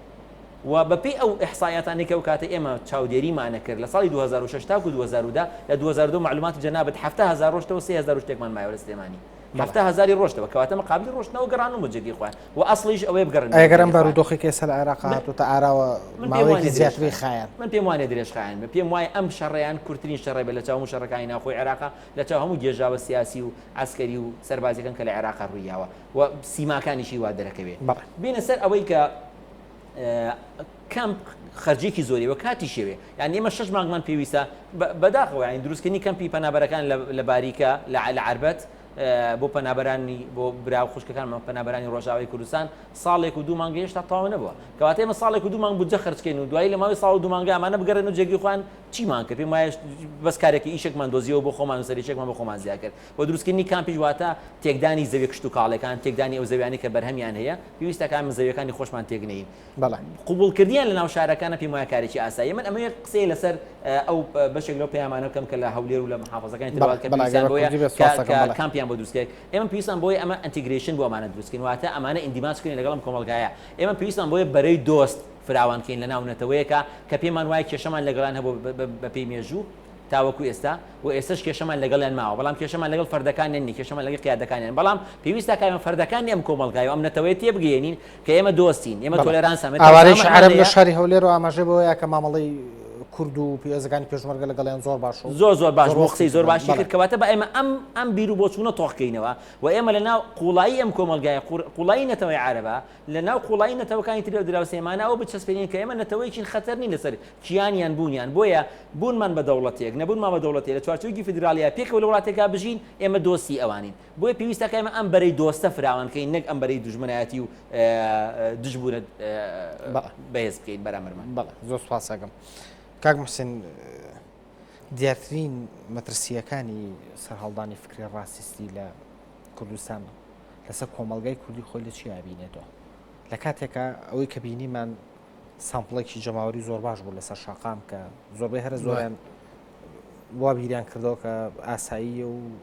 ئەتوانن لەگەڵیانە بژین و یان لەگە پێکەوە ژیانە گشتی خەتەرەکەی من ئەگەر لە بیداە تا فکرتان بێ وتم هەموو شتێکە بێت لە ئەو کاتەی بچووکە کۆنتترۆڵیکەی نەکە گەورە بوو ئەم ڕاستیزمە ئەگەری گەورەبوونی هەیە لە بەرەوەی بەداخۆمە لە عێراقێک هاژین کەم عێراق لە دوای 2023 دوای ئەوەی کە ئەمریکا داگیری کردووە بەردەوام ئاگری شەڕی مەذهبی و شەڕی قومی خۆش کراوە زۆر جار مەسەن من شخصی خۆم زۆر جار لە نووسین و لە وتاری خۆمە باس بوو کە فیدرالیزمێکە لە عێراق و لە کوردستانە هەیە ئەم فیدرالیزمە خۆی هەمیشە پشکۆیەکە کە هەر کاتێک شنەبایە دەتوانێت ئاگرەکەی خۆش بکە فیدالیزم بەڕای من چارەسەر نییە بۆ قەزەی کورد ئەمەی کە ئەم هەمیشە ئەم خەتەرە دروستەکە فیدالیزمێکە لە عێراقا کە بەردەوام خەڵکی لەسەر بنەمای کوردبوون و عەرەبوون ڕاگرتووە هەمیشە ئەم مشکلانە خەڵکی کوردستان نایکا خەڵکی عەرەب نایکە خەڵکی عەرەب زمانێکە بەڵام بەداخەوە هێزە سیاسیەکان ئەمە ئەکەن داعش ئەیکا مالکی و هێزە سونەکان باشە بەڵام ئێستا زۆربەی هێزە سیاسیەکان و تەنانەت شەقامی عەرەبیش لە عێراقا لەگەڵ فیدراڵەت هەیە لەگەڵەوەی کە عێراق بێ بە سێ هەرێم بەرحاڵ نەگەوەی نازانم ئەبێ بە سێنیانە بەرحاڵەوە کێشەیەکە بەڵام هەروی کە لەسەر کوردستانە هەیە و بەناوی فیدالیزم و لەگەڵ عێراقا ماوەتەوە ئەم فیدالیزمە یعنی ئەم خەڵکەی لێرە کووردە هەویەتی کوردیاوە بەم خەڵکەوە ئەمە هەمیشە ئەتوانێت مادەیەک بێت هەم بۆ ئەحزابی کوردی کە سوود لەمەوە بگرێ و بڵێ تۆ کوردی و بۆ ئەو بەریش بڵێ تۆ عەرەبی ئەم ڕۆحیەتە ئەتوانێت بهێڵێتەوە لە هەر خەتەرێکی وایە لە هەر کێشە و گرفتێکە ئەتوانێت ڕاستیزم بەرز بێتەوە ڕاستیزم لە کاتی ئارامی ئۆهۆنی و گەشەی ئابووری و بێکێشەی سیاسیا ڕاستیزم هیچ نییە بەڵام کاتێکە گرفتە کۆمەڵەکان زیاکەن گرفتە سیاسەکان زیاکەن گرفتە ئابوووریەکان زیاکەن ڕاستیزم بەقوە دەبێت ئەوروپا خۆی کاتێککە پێشوازی لە ئاوارەی لە پەنابەرکە و بامەفهومەکەم دقیقەم وەکو کاک ئەتاباسی کرد پێشوازی لە خەڵکی غەیری خۆیانە کرد بەڵام ساڵانێک کە بین کە ڕاستیزم لە ئەوروپا گەشەی کردووە نسبەتی ڕاستیزم لە ئەوروپا تقریبا نزیکی لە ساسیە بێتەوە لە پەرلەمانە کەواتە بۆ ئەزمەیەک لە 2010 لە ئەوروپا ئەزمەیەکی ئابووری هەیە کێشە هەیە گرفتەیە بێکاری هەیە معلومە هەمیشە هێزە ڕاستیستەکان دەسەڵات ئەحزابی بۆرژوازی ئەمانە خۆیان هەدەفیانەوەی کە بڵێ با بە کێشەکە منیم کێشەکە خەڵکی تراتوە کێشەکەم ئاوارە سەر ئەم پەنابەر سەرڕەشانەیە مشکیان دروستکە بۆیە بە بڕوای من ئەمە خەتەر بۆ سەر کۆمەلگای کوردستان دروستەکە ئێمە ئەم تیمساحە کاتێک کە بەچکەیە کۆنتۆلیکە نەکە بۆ تەمساحێک اینجا خەڵگەڵوشێ ڕاستیزم ئەبێت لە یەکەم نقطەکانیە خەفەت کرێ بێدەنگ کرێ و بڕای من خۆشببختم بۆی کە کۆمەلگای کوردستان هوشیارە بەوە و دیارە نەخشی کەسانێکی وکو ئێمە و کاک عەتا و کەسانێکی تر لەم کۆمەلگایەوە هەزاران هاوڵاتی کوردستان کە ڕۆحی لێبوردەیان هەیە نەخشی هەبوو لەوەی کەم ڕاستیزمەنیە نەیەڵێ چەکەرە بکەوە بەڕای من پاشخیان پێکراوە پاکشەمە ڕاستیزمە کراوە بێم وایە ئەبێ ئەم هێزەی کە دژی ڕاستیزمە ئەبێ هەمیشە ئەوەی کە پێڵەن ئامادە بێت هوشیار بێت چاوکراوە بێت ڕێگە بەوە ناکە ئەم ڕاستیمە گەشە بکە من یەکە گەڕ سەبێ یەکش لەسەر کەم قسە بکەم لەسەر مەسەلەی کەم چکە تەرحکرا من پێم وایە کە عەتا زۆر بە دروستی وتی کە بابە کەم بۆ کەسانێک ئەکرێت کە لە دەرەوەی ئەم وڵاتەیەن لەبەرەوەی کە ماڵ و حاڵیان شوێنێکیانێ وەڕەنگە دەوڵەتیش ناتوانێت ئەمانە هەمووی تەمینکار لە ناو شارەکانە بژین کەمپیان بۆ دیاریکە بەڵام من ڕاستیەکەمێ لەسەر ئەم مەسەلەی کەمپەژ یە قسە بکەم بە بڕوای من ئەگەر مەسەلەی کەمپ و جاکنەوە لە ڕوانگەی ڕاستیەوە بێ ئەمانە مشکلەن دووریان خەرەوە لە خۆل لە شوێنێکا سنوورێکی بۆ بکێشە من بەڕاستی دژی ئەوم بۆ ئاوارەی دەرەوە بێ بۆ پەنابەریش بێ بەڵام مەسەلەی دابینکردنی ژیان و گوزەرانی ئەو هەزاران هاوڵاتی عێراق کە پەنابەرن ئاوارن یان خەڵکی غێری عێراق کە پەنابەرن بە بڕای من لە ئەستۆی دەسەڵاتە بێت دەسەڵات میکانیزمێک دابین بکات کە بتوانێت ئەم کێشەیە هەڵمژێ ئەم زەختانە هەڵمژێت و نەیەڵێ کاریگەریەکان لەسەر کۆمەلگای کوردستان دەربکەوێت داهات ئەگەر داهات هەیە لە کوردستانە سرف کرێ بۆ ئەمە دوێنێ باسی لە جەلولا داعش جەلولای گرتە 2 ملیارەوە پارە لە ناو بانقابوو بەڕاستی و پارەی بۆ نادرێت بە موچەی خەڵک بۆ بە سرف ناکرێت بۆچی هەڵگیراوە لە کاتێک ئاڵێ کلیلەکە بە ئەوی کەم بیستمە نازانمانە بەر حاڵمە ڕەنگەینێکی مستەقیل تەکیدی نەکرەوە بەڵام کەواتە پارە هەیە قەیناکە کەمە بە پێی ئەو کەمە وەرە کێشەکانی پێ حەلکە موچەی خەڵکی پێ بە مشکلی ئاواری پێ حەلکە مشکلی پەنابەری پێ حەلکە و کۆمەلگای کوردستانیش ئەتوانێت کاتێک ئەم نەزرە ئینسانی هەبێ دەسەڵاتیش لەم ئیحساسە ئینسانی و بێکارکە بە بڕای من کۆمەلگای کوردستان ئەتوانێت ئەم مشکلی هەزم کە و نەکێشەی زیابوونی برنگرانی بینێت وەنەوەی کە مەسەڵ کە کوردستان خۆی لە ئەزمێکی اقتصادی بوو بڵێ زان چۆنە بە بڕای من ئەزمەی اقتصادی کوردستان لە ئەزمێکی اقتصادیات دروستە بەڵام من پێم وایە کە پارە لە کوردستانە هەیە و چەندین ساڵە بودجێتەم کوردستانەوە چەندین ساڵە لە گومریکەکانەوە پارێت لە منات یعنی هین هەیە دەستگای منفعەتی و سوودهێن هەیە کە ئەمانەوەی زەریبیان بە حکومەت پێم وانەیە کە پارە لە کوردستان بەڕاستی من قەناعەتم بۆ نێ پێم وایە هیچ کەسێکیش قەناعەتی بەمە نییە و پێم وایە دەسەڵاتدارانیش خۆیان بڕوایان بەمە نیە بەڵام بیانەوەی خەڵک چاواشەکە من نەزانم زەختێک لەسەر کوردستان من زانم کە مالیکی ئەوێت چەکی بودجە لە بەرامبەر کوردستانە بەکاربێنێ بەڵام پێم وانەیە کە بەو شێوەیە ئەو نە تاریکە ئەو نە وەزعەکە ڕەشەکە نەتوانێت موچەی دوو مانگ سێ مانگ خەڵک نەتوانێت موچەیە بێ و نەتوانێت کێشەیە چارەسەکە لانی کەمی قەیناکە خەڵکەوەی قوبوڵە کاتێکە ئەم ئامادەیە لە دەسڵات و بینە بە بڕای خەڵکەوە قوبوڵەکە بەڵام کە هیچ نابینێ زەختەکەش لەسەر خەڵکە معلومە کە مەجال هەیە کەسانی ژێر کە گیانی ڕاستی گەشە پێیان معلومە مەجالێکە وەکوتم ئاراستی مەسەلەکانی خەڵک بۆرم بەرەو شوێنێکی نادروست و ئەم کێشە و مشکلان دروست کە خەریکە ینی خەریکن بە جۆرێک گەورەیەکن بەڵام خۆشبەختانە دیارە ئومێدێکی لە کوردستانە کە ئەم کێشەیە بۆ شوێ گەورەنە بە خەڵکی کوردستان هوشیارە لە بەرامبەر ئەم کەیسانە بە کاک عەتاڵیە هەتا خەریکە بە جۆرێک بەڕوودا و بە دیاردا خەڵکی کوردستان هوشیار لە بەریاو من بۆ گەشتبین و خۆش بەڵە زۆر باشە کە مامۆستا لە ماوەی چەند ساڵی ڕابردووە گەشەکردنێکی ئابووری باش لە کوردستانە هەبووە بۆ دوای ئەم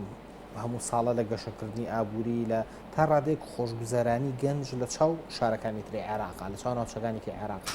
ئەم فکرە سەر هەڵایە من پێم وایە فکری ڕاستزم لە وڵاتە دواکەوتوەکانە لە وڵاتانی کە خەمی یەکەمیان بەستەنها نانە زۆر لاوازە نمونونەکانمان باس کرد کاک محسنیش باسی ئەوروپای کرد ئێستا ڕێژەکە گاتە لە سەتاسی ڕاستڕەوەکان و یا ڕاستیستەکان لە ئەوروپایەگەن لە سەتاسی پێم وایە وڵاتە ئەوروپیەکانی چەند وڵاتی فەقیر و هەژار و کێشەی نان و گرفتی نانیان نییە بۆیە ئەو وڵاتانێک کە قۆناغێک لە خۆشگوزەرانی ئەبینن قۆناغە سەرەتایەکانی ئەبینن وردە وردە پێچی ئەم بێت بە بابەتێک و چەکەرە بکە وردە وردە ئیشی لەسەر بکرێ و لەبێشەوە فراوانە بێ من ئەمێ لەسەر مەسەلەی جارێکیکە لەسەر مەسەلەی بودجە و شتانە بۆستم بۆ ئەم ڕووداوانەی کە لەم دوای ڕوویاوە دوو وڵات تاوەکو ئێستا ئیعلانی پشتیوانی داراییان کردو بۆ ئاوارەکان لەسەر تاسەری عێراقا حکوومەتی سعودیە 500 میلیۆن دلاری تەرخان کردووە ئەو 500 میلیۆن دلار بە پێی تەسریحاتی ئەو متحیدە پێی ئەو لێ دوانە ڕۆژنامەوانەیە کە دراوە چۆتە دەستی UNHCR گەیشتووە و 150 میلیۆن یۆرۆش لەلایەن حکوومەتی ئەڵمانیا و تەرخان کراوە و لەم یەک دوو ڕۆژش کۆمەڵی وڵاتی تری ئەوروپی ئەعلانی پشتیوانی دارایی ئەکەن بۆ بارودۆخی ئاوارەکانی ناوخۆ لە عێراقا 1 سنت لەم پارانە ناڕوا بۆ یەک مەحافەزەی تری غێری هەرێمی کوردستان یەکێکی ناچێت بۆ مووسڵ چکە لەوێ ئاوارە نیە خەڵک لەوێ ڕاکە ناچێت بۆ سەلاحەدین لەوێ خەڵک ڕاکە ناچێت بۆ دیالە خەڵک لەوێ ڕاکە ناچێت بۆ بەغا خەڵک لەوێ ڕاکە ناچێت بۆ بەسرە و نازانم سەما و چۆچۆ کەواتە ئەم پارێک هێتە ئەم وڵاتەوە ئەبە بازار جارێکی تر لەو خمودە اقتصادی کە ئێستا هەمانە لەو کێشە اقتصادیانە کە ئێستا هەمانە جوڵاندنی بازاری هەرێمی کوردستان بە بڕێک لەم مەبلەغە گەورە 650 میلیۆن دلار پێم وایە ئەمەش قازانجێک گەڕێتەوە بۆ ئەم کۆمەڵگایە لەگەڵ ئەوەشی جاریشکە تاکید لەوەکەمەوە هیچ ئاوارەیە لەم ئاوارانە لەسەر خەرجی من لەسەر خەرجی تۆ لەسەر خەرجی تاکیدی ئەم وڵاتە نییە واتە لە بودجەی حکوومەت هەرێمی کوردستان دینارێک ناڕوا بۆ خەرجی ئەمانەت جگەلەوەی حکوومەت هەرێمی کوردستان 15 میلیۆن دلاری تەخسیس کردووە ئەمە تەنها بەپێی ئەو پێداویستیانە ینی بە کاژ نییە بە دابینکردنی پێداویستیە بە دابینکردنی خزمەت گوزاریە بۆ ئاوارەکانی شنگال کە بەشێکی زۆری بۆ ئەوانە چکە ئەمەش واجبێکی نەتەوەیی ئینسانی دینی بەسە بێ شتێکە لەسەر خەڵکی کوردستان نەکتەنە سەر حکوومەت هەرێمی کوردستان و باز زیاتریشی لەمە بکردایە زۆر باشە ماوە ساعاتە ئێستا کاکشفان زەنگەنە بەرپرسی ڕێکخراوی سکاڵا و چاودێری لە ڕێگەی هەڵ تەلەفۆنەوە لە شادی سلێمانیەوە لەگەڵمانایە کاکشفان ئەم کاتت باش مامە ساعاتە لەسەر بنەمای زانیاریەک گلەیەکی ئاڕاستی ئێوە کرد کە ئەگەر ئێوە بەیاننامەتان دەرکرد بێت لەسەر دەرکردنی ئاوارەکانی عەرەبیان ڕەخستنیان لە کامپەکاندا جەنابەت لەم بارەیەوە چێڵی بەڵێ دیار ئەمە وەکو ڕێکخراوی سکاڵا و چاودێری لە هیچ کات و ساتێکە لەگەڵ ڕاستی زمانی لەگەڵ ڕێگە پەرسیانین و بە هیچ جۆرە هیچ بەیاننامەیەک و لای ئێمەوە ئاراستە نەکراوە بۆ دەرکردنی عەرەب بەڵام ئێمە لە ڕێگای لێدوانەکانمانەوە لەگەڵ ئەوە بووین ئەو ئاوارانە کە ئێنە هەرێمی کوردستان ئێنە پارێزگای سلێمانی بەڕێزەوە لە کەمپێکات جێگایان بکرێتەوە بۆ شایز بە پێی توانای ئیداری شارەکان لە کەمپەکانە خزمەت بکرێن و ڕێکخراوەکان بتوان خزمەتیان بکەن و ڕێکخراوەکان هاوکاری بکرێن بە هیچ جۆرێکە و هەڵڕەتەکەینەوە کە ئێمە میزانمان کۆ کرد بێتەوە یاخوب بەیاننامەمان دەرکرد بێ بۆ دەرکردنی لە عەرەب لە شارەکانە چکە ئێمە وایە بینین ئەو ئاوانە کە ڕوان لە کوردستان کردووە جگەل لەوەی کە کولتوری کوردی ڕێگا بۆ نادە هیچ ئاوارێک هیچ پەناهەندەیەک لە هەرێمی کوردستاندا کاری ناشری و ناشیاوی بەرامبەر بکرێت لەگەڵەوەشدا وەکو بنەمایەکی کۆمەڵگەی مەدەنی بە هیچ جۆرە لەگەڵەوەیانین ڕەگەز پەرستی ڕاستیزم لە هەرێمی کوردستان و ڕێکخراوی بە تایبەتیش ڕێکخراوی کۆمەڵگەی مەدەنی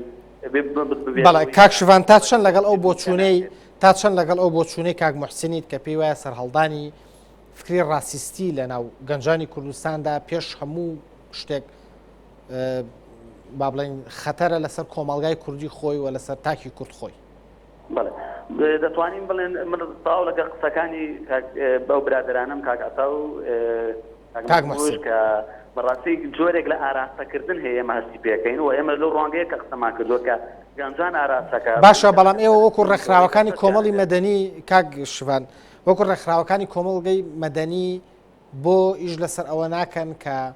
هەوڵ بدەن ئەو سەرچاوی هاندانە ڕابگرن یان لانی کەم فشاری بخەنە سەر و هەڕەشەی ئەوەی لێ بکرێت کە ئاشکرا ئەکرێت ئەم سەرچاوی هاندانە بڵێ وەزم ئەگەر هەڵەنە بە من دووەم کەسم لە هەسەر ئاستی هەرێمی کوردستان کە باسم لەم دیاردەیە کرد و بەپەرچم مایەوە و قسەی خۆم کردو لە ڕێگای دەستگاکانی ڕاگەیان لە ڕێگای تۆڕە کۆمەڵایەتیەکانەوە کە ئەمە هەڵەیەکی کوشندەیە چکە ڕایەکی گشتی جیهانی هەیە لەسەر هەرێمی کوردستان ڕوویەکی جوانی هەرێمی کوردستان پیشان هەموو جیهان درراوە کە هەموو بەو چاوە هەرێمی کوردستانەکەن کە هەرێمێکی پێکۆژیان و فرائیل و فرەنەتەوەیە و قسەمان لەسەرەوە کردووە و بەدڵنیاییەوە ئی کارمان لەسەر کردووە و بە پەرچی هەر کارێک لەو شێوازادینەوە و ئێمە لە هەوڵدان ڕۆژانە لەگە خەڵکە لەگە ڕێکخراوەکانی دیکەیە و ئەم چەند کەسەی کە ئەم حاڵەتانە دروستەکەن کۆمەڵی خەڵکن و دیاریشن بە هیوان کە جوان لە ئێمەیە لەم کارانە دوورکەونەوە کە خۆتانزان ڕاستە گەنجان پەڕێکەیە لە نێوان کورد و بەشێک لەو داعشان زۆر باشە زۆر سوپاسە کەم کاکشڤان زەنگەنە بەرپرسی ڕێکخراوی سکاڵا و چاودێری لە شادی سلێمانیەوە کە لە ڕێگەی هەڵی تەلەفۆنەوە لەگەڵ مابوو کاتم زۆر کەم بەدەستەوە ماوە ئەگەر شتێکە هەبێت ئەمە زۆر بە خێرایی بڵێ برادران زۆر ئاماژەم پێن کە لام ماوە لە کات بەڵێ بەڵێ وەڵام بەڕاستی زۆر خۆشحاڵم کە جۆم لەوە بووە دڵنیا بوومەوە هیواکەشم هاتە دیکە کاکشفان زەنگەنەوەکو قانونیەک و ڕێکخراوی سکاڵا و چاودێری و ڕێکخراوێکی ئەکتیوی چالاک لە بواری کۆمەڵگەی مەدەنیە ئەو هەواڵە لەسەری ڕاز نەبوو بەڵام هیواداریشم کە هەنگاوی چالاکتر و باشتر بنێن لەسەر مەسەلەی بەرەنگاری ڕاسیزم لە کوردستان لەگەڵ ئەمەش من ئەمەوێ قسە لەسەر ئەوە بکەم کە پێویستەکە ئێمە ئەوەندەی خەریکین لەسەر کارکردن لەسەر بەهێزکردنی وەتەری ڕاسیزم و لێدانی ئەم مۆسیقانە شازە لەم کۆمەڵگایەیە بەقەدەر ئەوە و زیاتریش تەرکیزمان بیرروبۆچوونمان قەنەعەتمان لەسەر باشترکردنی بارودۆخی مرۆیی ئاوارەکان پەنابەرەکان باشتر بکەین و بەهێزتر بکەین لە هەمان کاتیش هەوڵ بین کە چاویشمان کراوە بێت دژی هەر جۆرە بارودۆخێکی خراپ. بەڵێ زۆر سواس ئەگەم کاک محسین زۆر بە کورتی ئەگەر زۆر کەم کاتم ماوە منیش زۆر بە کورتی بڵێم کە منیش خۆشحاڵم کە بەرەی دژی ڕاسیزم لە کوردستانە زۆر بەهێزە بەڵام ئەبێت چاوکراوە بینێڵین ئەم ڕاسیزمە لە گەشە بکە و هەر جوڵەیەک هەر چالاکێک هەر فعلێک هەر ئەکشنێک کە بۆنی ئەمەیلێ و هەر پروپاگاندێک کە بۆنی ئەمەیلێ بەڕای من ئەرکی دەسەڵاتە کە لێپێچین و یاسایی بکە و ئەرکی خەڵکی کوردستانە کە حساس بێ بە شێوازی جۆراجۆر دژی بۆسێتەوە ڕێگەی لێ بگرێ و نێڵێت گەشت. زۆر سواس بۆ هەردوو میوانە بەڕێزەکەم کاک محسین کەریم نوێنەری کەمپینی داکۆکی لە ئاوارە عەرب زمانەکان لە کوردستان هەروە مامۆستا عەتا محەممەد بەڕێوەبەری ڕێکخراوی CDO لە کوردستان زۆر سوپاسانەکەم بۆ ئامادەبوونتان لە ستۆدیۆ بینەرانی بەڕێز بشوێکی کوردوەرە ببین پاشەم شووە کورتە بۆ ماڵی تایبەتی ئێنارتی لەگەڵتان بەردەوام دەبێت لەگەڵمان بمێنەوە. بینرانی بە ڕێژارێکتر سلااوان لێبێت بەردەوامی لە ڕووماڵی تایبەتمان لە ئێنارتیەوە دەربارەی سەرهەڵدانی بیرۆکەی ڕاسیزمیان با بڵێنەتەوە پەرستی لای بەشێک لە گەنجانی هەرێمی کوردستان بۆ مەبەستە ژێستا دوو میوانی بەڕێز لە لامانن کە هەرێکە لە بەڕێزان کاک عەدالەت ئابوڵات نووسەر و ڕۆژنامەنووس وەروە کاک ڕزگار مونزیر شانۆکار بە سوپاسەوە بەخێبن بۆ ستۆدیۆ. پێشەوەی پچمە لای میوانە بەڕێزەکانم ئەمەوێت ئێمە و ئێوە بڕۆینە مەخموور پەیامنێرمان نەجات ئەحمەد لە مەخموور لەگەڵماندایە نەجادەم کاتت باش ئەگەر بکرێت لە دوایین گۆڕانکاری و پەرسەندنەکانی بەرەکانی شەڕ لە مەخموورەوە ئاگادارمان بکەیتەوە.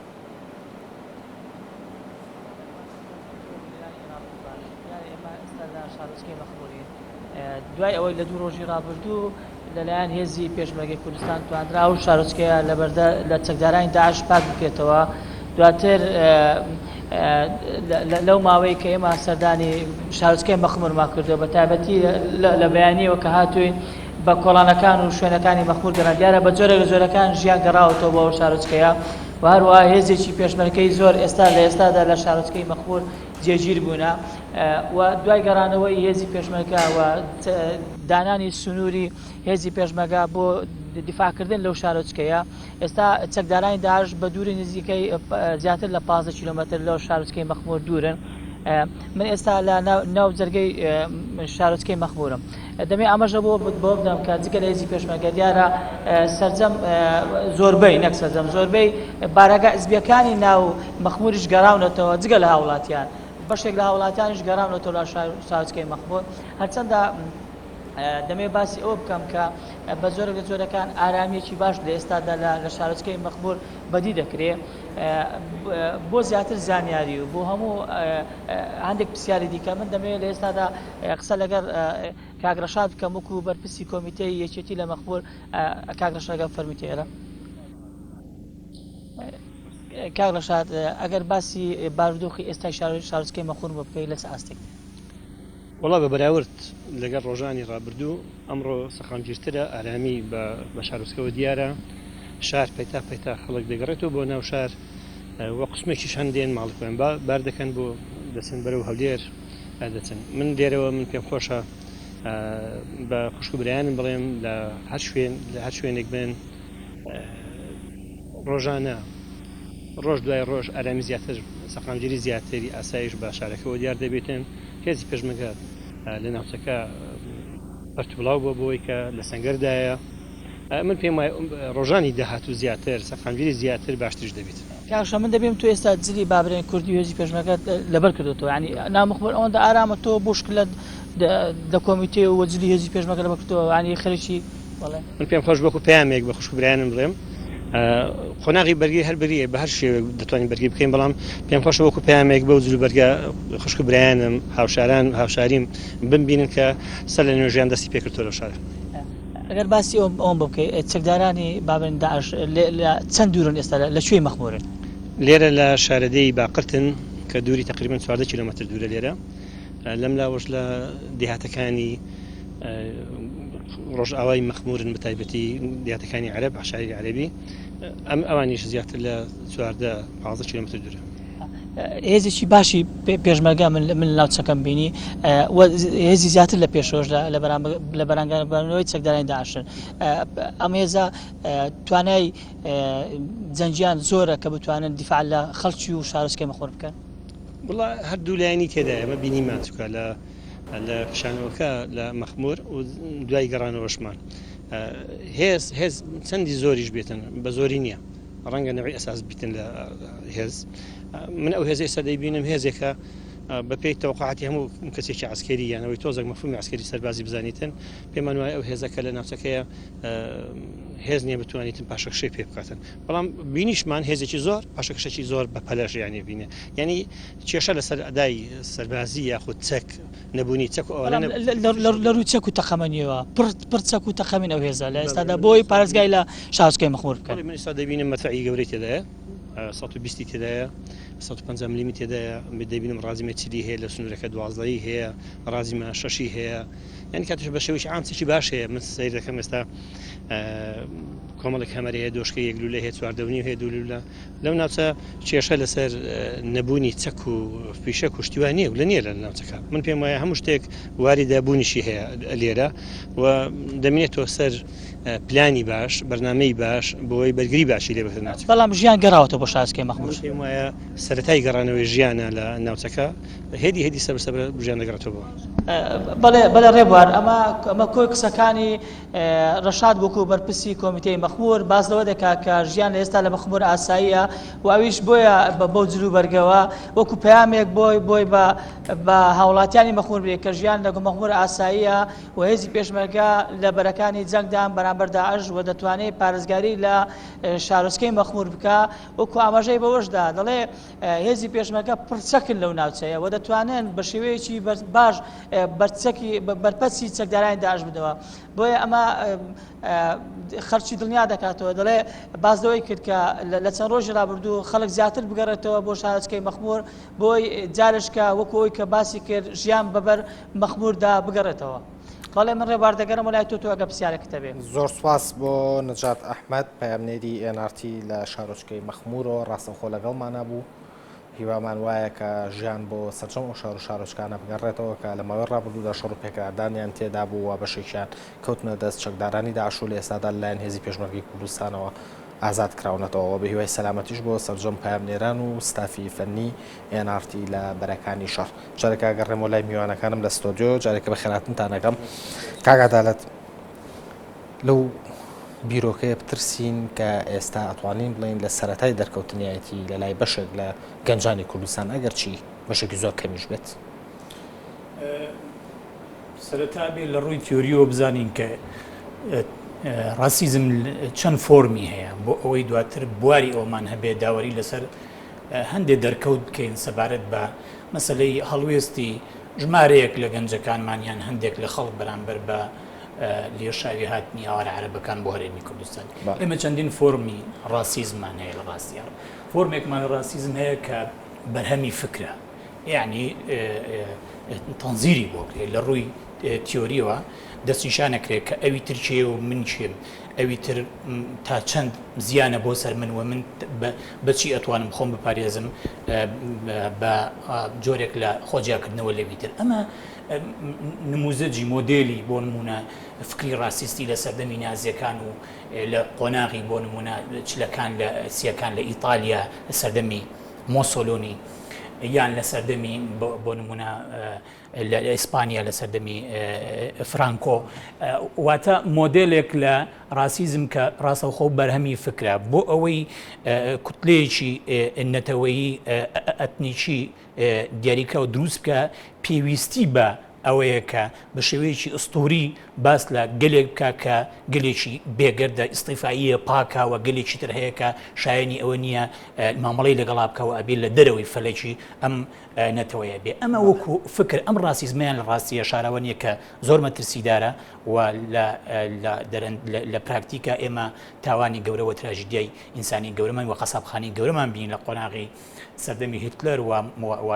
مۆسۆلۆنی و فرانکۆ و چەندین دەسەڵاتی تری بابڵین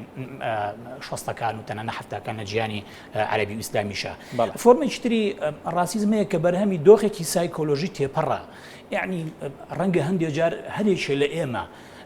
هەندێک جار تووشی ببین ئەمە حاڵەتێکە بابڵین ئەتوانین بڵین دیاردەیەکی کۆمەڵایەتیە بەڵام پەیوەندی بەبارێکی سایکۆلۆژی تێپەڕەوە هەیە کە هەر ئینسانێک بۆی هەیە تووشی ببێ یعنی قسەی فەیلسوفێکی گەورەی وەکو میشل فۆکۆ هەیە ئەڵێ فاشێت لەناو هەمومان نیشتەجێ واتە لەحظەیەکە ئەشێ هەمومان وەکو کەسێکی فاشی ڕەفتار بکەین لەگەڵ ئەوی ترا پەیوەندی بەچیوە پەیوەندیوە بە لە دۆخێکی سایکۆلۆژی دیاریکراوە کە توانای تەفسیرکردنی دیاردەکانمان نییە هەموو هەڵەکان و تاوانەکان و لادانەکان و کێشەکانە خینە ئەستۆی یەکێکی تر یەکێکە دۆزینەوە بۆ ئەوەی بڵین ئەوەی کە من تایان پەیوەندی بە تۆ هەیە تۆ تاوانباری سەرکی تۆ لە ئەوە بەرپرسیاری کە من ئەوەی ئێستا لە کوردستان ئەیبینین ئەم حاڵەتە سایکۆلۆژیە تێپەڕان مەترسیدار نییە بەڵام پێویستی بەوە هەیە وشیار بین بەرامبەری و خەڵکی خۆمانی لە بەرامبەر وشیار بکەینەوە چونکە بە بڕوای من ئێمە وەکو نەتەوەیەک ڕەنگە ئەزمونێکی تازە بێ بۆ ئێمە کە ببین بە پەناگە بۆ نەتەوەکانی تر و بۆ میلەتانی تر ئێمە هەمیشە خۆمان بووین ئاوارە بووین و خەڵکی تر بۆ پەنا ئێمە لە بەردەم ئەزمونێکی تازەیان کە شێوازی مامەڵەکردن لەگەڵ ئەم لێشاوە لە خەڵک لە نەتەوەی جیاجیا لە ئەتنیک و تایەفە و لە ڕاستیە کولتوری جیاجێ ڕووەکەنە وڵات لەبەر هەر مەترسی چی تیرۆر و تۆقاندن بێیان تەنانەت لە بلەر هۆکاری ئابووری قەیرانی ئابووری لە وڵاتەکانیان بێ خەڵکی زۆر ئەمڕۆی لە کرێکار و لە دەستی کار ڕووەکەنە وڵاتی ئێمەوە بە حکمی ئەوەی دۆخێک لە ئیسیسمار و لە ئاوەدانکردنەوە کۆمپانیاکی زۆر ڕوویکردن وڵاتە بۆ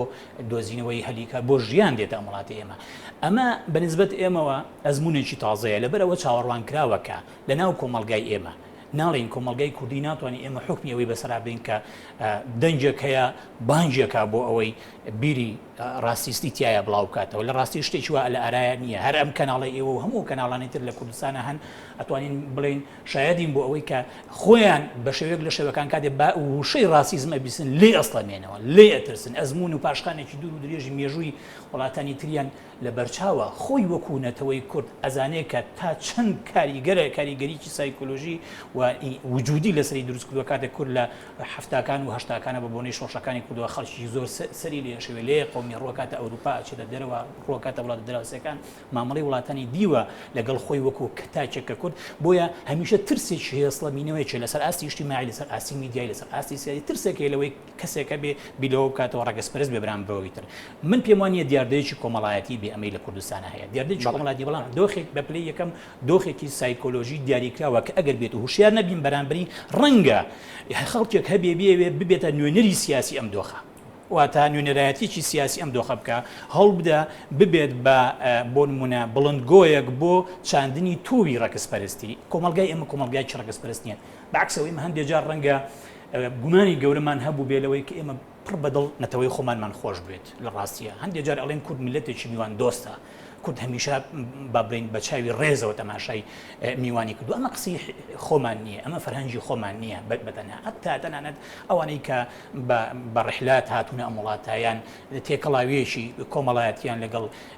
ئینسانی کووردا هەبووە تێگەیشتون کە کورد هەمیشە میوان دۆز بووەوە ڕێزی لە خەڵکی تر بووە لە ئەوی تر گرتووە بۆیە کۆمەلگای کوردی کۆمەلگایکی ڕاستیست نییە بەڵام هەلومەرجێک هاتۆتە پێشەوە بەنسبەت ئێمە هەلومەرجێکی تازەیە ئەزمونمان لەگەڵا نییە شارەزاییمان نییە دامەزراوەی تایبەتمان نییە کە کەتەلۆچێکی لە بەردەسا بێ لە دۆخێکی وایە دۆخێکی وا کت و پڕەکە ڕوبەڕووی ئەم وڵاتدا بێ چۆن مامەڵاکە مامەڵەیەکی ئینستیتویانەی لەگەڵا بکە نەیخاتە کێشەکە واقعیدانەکە نەخاتە بەردەم ئیجتیهادی جیاجای ئەم هێزی سیاسیان ئەو هێزی سیاسی ئەم میدیایان ئەو میدیای ئەم هێزی کۆمەڵایەتیان ئەو هێزی کۆمەڵایەت چونکە کە ئەمە لە بەشێوەیەکی ئینستیتویی ڕێکرد نەخست مامەڵەکردن لەگەڵ ئەوی تری لێ قەوما و کە ڕووە کاتە وڵاتەکەت ڕێکرد نەخست بێگومان تووشی حاڵەتێک لە ڕاسیزمە بین بە ئیزافەتەن بۆ ئەوەی ئێمە میلەتێکین لە هەمان کاتیشە میلەتێکی بریندارین ترسمان لەوەیە هەندێک جار هەندێک ڕوودا و لێرە و لەوێ ڕوەدا ترسمان هەوەیە ئەوە تەغزیەی ڕاسیزم بکات لە ناومانە هەندێک حاڵەتەیە بۆ نمونە ئێمە کاڵین بۆ نمونە عەرەبی سونە لێ قەومی ڕوەکاتە وڵاتی ئێمە هەمومان نەزانین عەرەبی سونە بەشێکی زۆری خەڵکی با بڵێن ڕێک و پێکن و ئێمە مامەڵەمان لەگەڵا کردن چەندین ساڵە بە قەدەرێکی سیاسی تاریخی کە لەگەڵ عێراقی پێکەوەی بەسوونێتەوە بەڵام لە ڕاستی خەڵکی شێخ خراپە ئەمە ئەبێ مامەڵەیەکی ئەمنیانە لەگەڵ ئەو جۆرە خەڵکانە بکرێت کە جێی گومانە نەک لەگەڵ هەموو خەڵکانی کە ڕووی کورێتە ئەم وڵات زۆر سوپاس عەدالەت کاک ڕزگار بە درێژایی مێژووی دروستبوونی دەوڵەتی عێراقی بە بەردەوامی کورد مامەڵەی لەگەڵ عەرەب هەبووە ئەوەی کە ئێستا ئەو دەنگە کزی کە ئێبیسین پەرچەکردارە بەرامبەر بە قۆناغێک کە تایە نخبەیەک لە عەرەب کە ئەتوانین بڵێن دیاری بکەین بە ناوهێنان دیاری بکەین ڕاسیزمانە بیریان کردوەوە بەرامبەر بە کورد ئەمە پەرچەکردارە بەرامبەر ئەوە یان لەگەڵ ئەو بۆچوونێکە عەدالەتی کە لە دۆخێکی شڵەژاوە ئەمانە سەر هەڵەیەن بەڵام مای مەترسینین لە هەموو دەوڵەتێکە هەڵبەتە لە هەموو وڵات و ڕازێکا مەسلیم خەڵکانی شۆڤێنی هەیە بەسەر بەداخەوە مەسەن لە ناو خەڵکی عەرەبیشە ئەم فکرێ هەیە کە ئێمە وەکو کورد نابێ مەسەلەن کاری لەوە بکەین کە ئێمە مەسەن زوڵمی قەومی هەبوو لەسەر کورد ساڵانێکی زۆر کورد چەوساوەتەوە کورد تەوزیع کراوە کورد بەلاڕێیا براوە کورد پەرپەرت کراوە ئەمە شتێکە بۆ خۆی لە مێژووە مەسەلەن دیارە مەسەلەن کوردی زیاتر لە 100 ساڵ خەباتی هەیە بۆ ئەم ئازادیە بەڕاستی بەڵام خەتەریاتی ئێستەی مەسەلەن ئەم مەرحەلەیە لێرایە کە ئەگەر ئێمە بمانەوێ گوێ لە هەندێک ئەوەی منی هێنای قسە بەڕاستی لێرە کە کۆمەڵێ هونەرمەند و ڕۆشنبیر دەیانێ مەسەلەن قیادەی بزوتنەوەیەکی لاواز بکە لە ناو کۆمەلگایە کە خەڵکی کورد بە لاڕێیا بەرن بەوەی کە مەسەلەن بزوتنەوەیکی ڕاستی لە ناو کووردا دروست ببێ ئەمە بەخۆی جێگەی گومان و جێگەی بەڕاستی خەتەریاتێکی گەورەیە کە ئێستا لەم بارودۆخەیە ئێبەتەی کەوتوین هەمومان ئازادیمان خۆشەیە هەمومان کوردستانمان خۆشەیە بەڵام جێگەی داخەکە خەڵکانێک هەیە مەسەلەن ئەم بارودۆخە ئەم هەلا قۆزنەوە بۆی مەسەلەن کێشە سەرەکیەکە بەلا ڕێیابرن ئەمە جێگەی گومانە بەڕاست بەڵێ کورد ئەتوانێت لە دوای ئەم قۆناغانەوە جارێکی کە وەکو پێشوو لەگەڵ عەرەبا بژی بەبێ کێشە بژی ئەگەر دەستورێکی قایم بە زۆرینەی خەڵک دەنگی بۆ بات خەڵک پێی خۆش بێ خەڵک پێی رازی بێ بۆنە باشە ئێستا دەستورێک لە عێراقایە کە ئەتوانین بڵین لە مێژووی عێراقا دەستوری لەم شێوەیە لە بەرژەوەندی کەمایەتیەکانە نەبووە بە تایبەتیش لە بەرژەوەندی کووردا نەبووە کە خاڵی زۆر باشی بەرامبەر بە کورتایە کاتە بۆ فکرێکی لەم جۆرە سەر هەڵەیە فکری ڕاسیزم بەڵێ فکری ڕاسیزم فکرێکە مەسەلەن ئەساسی فکرەکە لە کسینۆفۆبیەوە هاتووە کە تۆ ترست بۆ ئەجنەبی هەیە مەسەلەن تەرجمەی حرفی ئەم کەلیمەیە ئاو هەیە بەڵام کورد بە بەردەوامی بۆ ناسراوە کە هەمیشە زۆر زوو لەگەڵ ئەژنەبی گونجاوە کورد ئەو شتێکە لە کورد و لە کوردستانە جوانە کە شعبێکی تۆلەرانسە ینی متەسامحە ینی کراوەیە ینی عقلەتی ئەوە نییە ئێمە ئەوەی کە زۆر شانازی پێوە ناکەین وەکو کورد بۆ نمونە ئاینی ئیسلامە عەرەب خۆی بە خاوەنی ئاینی ئیسلامەزانێ بە دەرەجە یەک بەڵام کورد هەمیشە مەسەلەن کراوە بۆ ئاینەکان تاریخێکی زۆرمان هەیە بەڕاستی تاریخێکی زۆر قوڵی هەیە لە پێکەوە ژیان لە یەزیدی لە شەبەک لە هاواری لە هەموو ئەدیان و ئەقوامەکان لەم وڵاتەیە پێکەوە ژیاون ئاسایشێک هەبوو لە منتیقەیە خەڵکانێک هەبوو پێکەوە ژیاون ئیشوکاری ڕۆژانیان هەبوو پێکەوە هاوئاهەنگی هەبوو پێکەوە بەڵام ئێستا خەتەریاتەکە لەوەیە کە کۆمەڵی خەڵکدانی و پێشڕەوی فکرێک بکەن کە بە قازانجی نازانم چێ تەواوە بێ بەڕاستی بەڵام شتەکە بۆ خۆی خەتەرناکە کە ئێمە دابنیشین لینکێک دروست بکەین لە بینی بزوتنەوەیەکی تیرۆریستی هەمەجی ئێرهابی کە ئێستا لە ناو کوردستانە لەگەڵ هێزی پێشبەری کوردستانە شەڕ دەکا مقارنەی بکەین نزیکی بکەینەوە بە خەڵکانێک کە لە ترسی شەڕ خەڵکی سیڤیلن بێدیفاعن هاتون لە کوردستانە داوای پەناگاکەن داوای پارێزگاریەکەن تۆ بێ ئەو لایەنە ئینسانی بجوڵێنی کە خەڵکی کوردستان ئەمەیە ئەسڵی خەڵکی کوردستان ئەوەیە کە هەمیشە کراوەیە بۆ ئەوەی کە خەڵکێک کە پەنای بۆ بێنێ دەرگای بۆ بکاتەوە نەک بە ئیتیهامی جیاواز خەڵک لە گۆشەیەکە دەستگیرکی زۆر سپاسەکەم کاک عەدالەت ئەوەی لە مێژووە بینیومانە هەموو ئەو دەوڵەتانەی کە فکری ڕاسیزم تیانە بەهێز بووە و هەندێک جار گەشتوشنەوەتە دەسەڵات لە کۆتاییە وڵاتەکان بەلا ڕێیا بردووە بۆتە وڵاتێکی کاول بۆتە ئابووریکی داتەپی و ئەگەر ئاسانترین نمونە بێنینەوە ئەڵمانیای نازی بۆ نمونە یەکێ بوو لە وڵاتانە ئیتاڵیا بە هەمان شێوە یابان تا ڕادەیەک ئەم فکرە تا چەند لە سەرەتاوە پێشەوەی زیانی بۆ هەر کەسێ هەبێ زیانی بۆ کۆمەلگای کوردی خۆی ئەبێت و ئەگەر هەیە کە ئەگەر ئەم فکرە پەرەپسێنەیە کۆمەلگای کوردی بەلا ڕێیا بەرێ بۆ بیکاتە کۆمەلگایەک هاوشێوەی ئەو کۆمەلگایانە ڕاستیزم ئەگەر وەکو حاڵەت هەبێت وەکو باسمان کرد جێی مەترسی نییە بەڵام لە دۆخێکا بێتە جێی مەترسی کە ئەو هێزێکە بێ بە نوێنەری سیاسی ئەم بیر و باوەڕەوە لە هەمان کاتە هەلومەرجێکی سیاسی کۆمەڵایەتی ئابووری ڕۆشنبیری ئەو تولە و کۆمەڵگایە ئامادەجی هەبێ کە یارمەتی دەربێ بۆ ئەوەی خەڵک دوای ئەم هێزە بکەوێت کۆمەڵگای کوردی یەکەم کۆمەڵگایەکە خۆی بنیەی ئیجتیماعی ئەو چکە کاریگەرە بە کولتوری ئیسلام و فەرهەنگی خۆی یارمەتی دەر نییە بۆ ئەوەی لە ڕاستیە ڕاسیزم دروست بێ ئەمە یەک دوو هەلومەرجی سیاسی وڵاتی ئێمە کە تایە دۆخی فراحیزبی هەیە واتر زیاتر لە هێزێک هەن کە ئەمانە لە پێش بڕچیان لە ململانەیان لە گۆڕاپانی سیاسیە یارمەتی دەر نییە بۆ ئەوەی هێزێک ئەستور بێ قەڵەو بێ و توانای نوێنەرایەتیکردن و جەمسەرگیرکردنی کۆمەڵگای هەبێ لە دەوری پرۆژەیەکی سیاسی ڕاستیستی دیاریکراوە ئەمە لە ڕووی سیاسیەوە لە ڕووی ئابوووریەوە هەندێک مەترسی هەیە بە دلیلی ئەوەی کە ئەم حاڵەتە تەنانەت لە وڵاتانی ئەوروپاشە هەیەجار سەر هەڵەدا کاتێک کە قەیرانێکی ئابووری بۆ وڵاتێکی دیاریکرا و دروستە بێ هەندێک جار لە ڕیزکردنی هەموو ئەو فاکتەرانەی کە دەوریان هەبوو لە دروستکردنی ئەو قەیرانە یەکێک لەو فاکتەرانە هەمیشە ئەژێردرێتەوە بۆ بوونی خەڵکی بێگانە لەسەر خاچی وڵاتەکانیان ئەمە حاڵەتێکە ئەبێ ئاگاداری بین چونکە پێمان وایە کە کاتێک هاوڵاتیەکی خۆمان ئەچێتە بۆ نمونە ئەچێت ئەگەر بە زمانێکی زۆر سادە و ڕۆژانە قسە بکەین ئەچێتە سەری بنزین بەڵام بنزین دەست ناکەوێت پێی وایە ئەوە لەبەرەوەی خەڵکیێکی زۆر هاتوۆتە ئەم وڵاتە بۆیە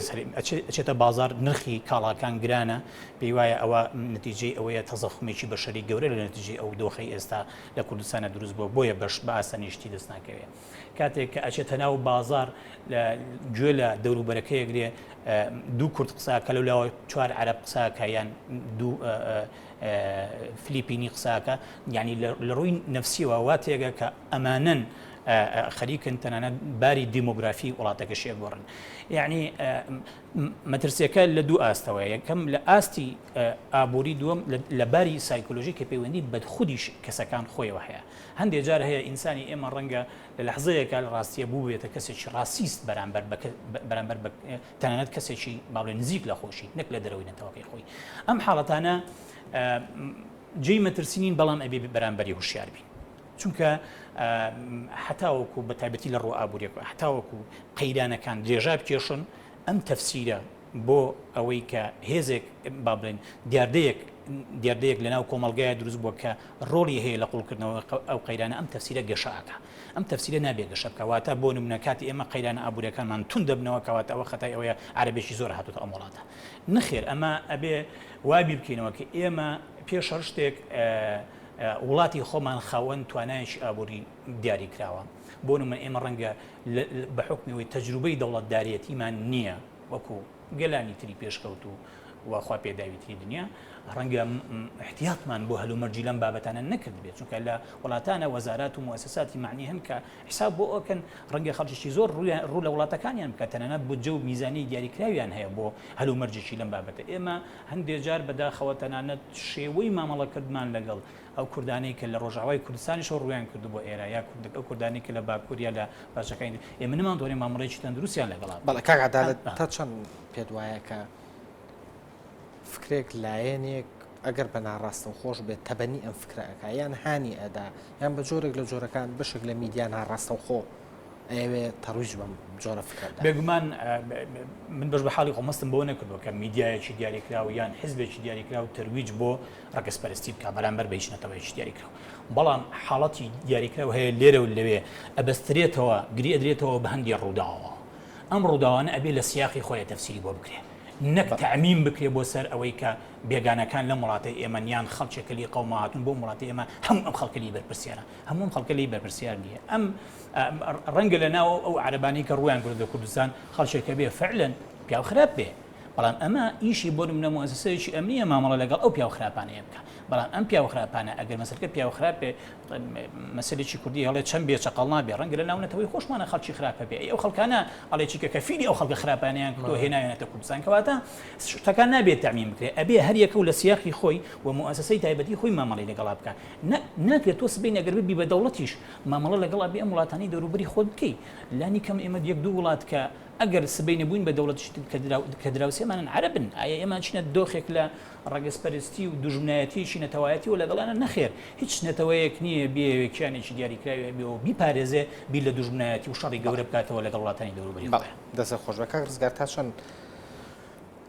بانگەشەی بەشێکی زۆر کەم لە گەنج لە کوردستانە بۆ فکری ڕاستی پەیوەندی بۆ هەیە کە شارەزای مێژووی ئەو کۆمەڵگایانە نین کە فکری ڕاستی تیان ئازاڵ بووەوە شارەزایەوە نین کە تا چۆن ئەم فکرە ئەو کۆمەڵگایانەی بەرەو کارە سات بن قسەکە لە سەرەوە نییە بەس گروپێکی گەنج مەسەلەن هەستاون مەسەلەن ئەم کەمپینەیە دیعام کەمپینەکەن قسەکەوەیە کە کۆمەڵی خەڵکی تریان لە پشتە کە هونەرمەندن کە ڕۆشنبیرن کە خوێنەوارن خەتەریەتەکە ئالەمایە بەڵام ئەوە ڕێژێکی زۆر کەمە خۆشبەختانە ڕێژێکی زۆر کەم ئەو بەتەنگ ئەو بانگێشتەی ئەو برادرانەوە چوون کە من پێم وایە نازان من بۆ خۆم ساڵانێکی زۆر بەپی مافێکی ئینسانی لە وڵاتی هۆڵندا مافی پەنابەری وەرگرت و جنسی ئەو وڵاتەشم هەیە بەڵام زۆربەی ئەو برادرانش کە دیعای ڕاسیزمەکەن هەر بە هەمان مافە ئینسانیەکانی کە لەلایەن نەتەوەی گرتوەکانی وڵاتانی دنیاوە قەراری لەسەردرا خۆی مافی پەنابەری وەرگرتووە لە وڵاتی ئەڵمانیا و کەنەدا و فلانە وڵات بەڵام پێی خۆش نییە یا دژی ئەوەیە کە کەسێک بێت تا وڵاتە لە دژی مەسەلەن لە حاڵەتی شەڕار ڕای کردو ئاوارە بۆ مناڵی لە مەکتەب دەرچووە نازانم ماڵی وێران بووە هەموو ژیانی لێ تێک چووە بە خەتەریاتەکە ئالەمان کە خەڵکانێکی خاوەن عەقڵ لە پشت ئەم گەنجانەوە بێن تەغزیەی فکری ڕاسیزم بکەن یەکەم قانونی دەستوری ناوخۆی هۆڵندا یەکەم بەندی ڕاسیزمە بەڵێ لە دەستوری عێراقی شابە مادەیەکی ئەوە ئەبێ قسەیەکی ئاماژەی ئەبێت ینی ئەو خاڵە زۆر بارز بکرێت کە کەس لە وڵاتەیە بۆی نییە دیفاع لەم فکریە بکات چونکە ڕاسیزم مامۆستا باسی کرد ڕاسیزم ڕان نییە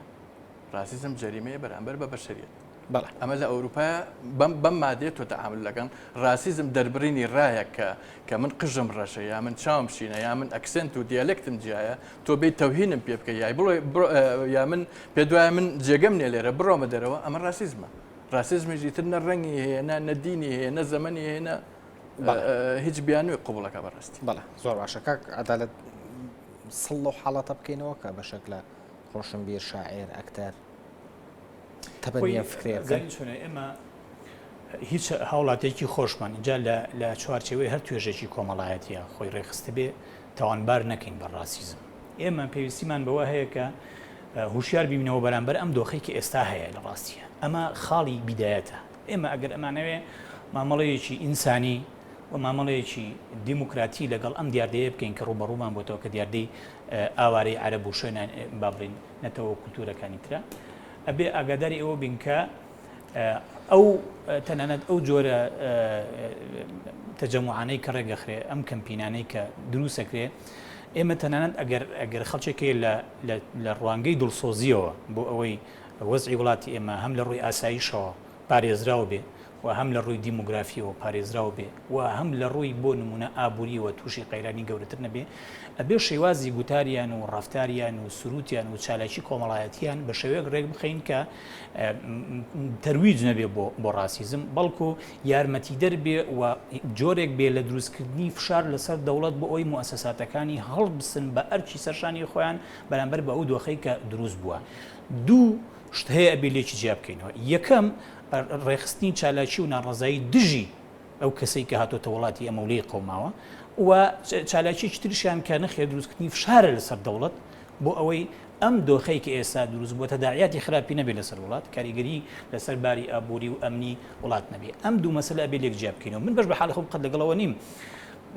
سبەینێ ناڕەزایی یەک خۆپیشاندانێک لە شەقامەکانی کوردستانە دروست بێ و داوا بکە عەرەب بکرێتە دەرەوە ئەمە تاوانە تاوانێکی گەورەیە چونکە پێش شتێ تاوانە بەرامبەر بە خۆت ئەی تۆ چی لەو کورداناکەی کە لەبەر هەر هۆکارێکی سیاسی بێ لە بەغدا ئەژی خەڵکەیە لە بەسرا ئەژی خەڵکەیە لە شارەکانی تری عێراق ئەژی خەڵکێکەیە بۆ خوێندن بۆ کاسبی بۆ تیجارەت لە ناو دنیای عەرەبیە بڵاو بۆتەوە چ جای ئەوەی تۆ مامەڵە بکەی بەڕاستی هەندێک جارت بداخەواڵێم ینی میدیای عەرەبیە کە میدیایەشی تۆقیوە هەموو شتێک زۆر جار ئەبەستێتەوە بە زایۆنیزم و بە مامەڵی بە تیۆری پیلانجێری مامەڵە لەگەڵ دنیای دەرەوەی خۆیەکە سبەی بگاتەوە دەستی کە کوردەکان مزاهراکەن دژی عەرەب و عەرەبەکەن دەرەوە تۆ تەماشاکە ئەو کاتە هەر کوردێک لە هەر کوێی دنیای عەرەبیە بێ بزانم تووشی سەرگەردانی و لێپرسینەوەی و کارەسەتی گەورای بێتەوە ئێمە ئەبێ کاتێک کە هەر ناڕزایەک شرەگە خین لە ڕوانگەی دڵسۆزیمانەوەی کە من دڵنیام لەوانە لە ڕوانگەی دڵسۆزیانەوە ڕەنگە بەنائەگایی هەنێ جار ڕفتارێک بنوێنن کە بکەوێ وا بکەوێتەوە کە ڕەگەزپەرستی بەڵام ئەبێ ئاگاداریان بکەینەوە و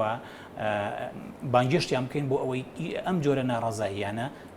ئۆرگانیزە بکەن بە شێوازێک کە بۆنی ڕەگەزپەرستی لێنەیە بەڵکو یارمەتی دەربێ بۆی سیعابکردنی ئەو دۆخەی کە هەیە بەبێ ئەوەی زیان لە کۆمەلگای ئێمە بدە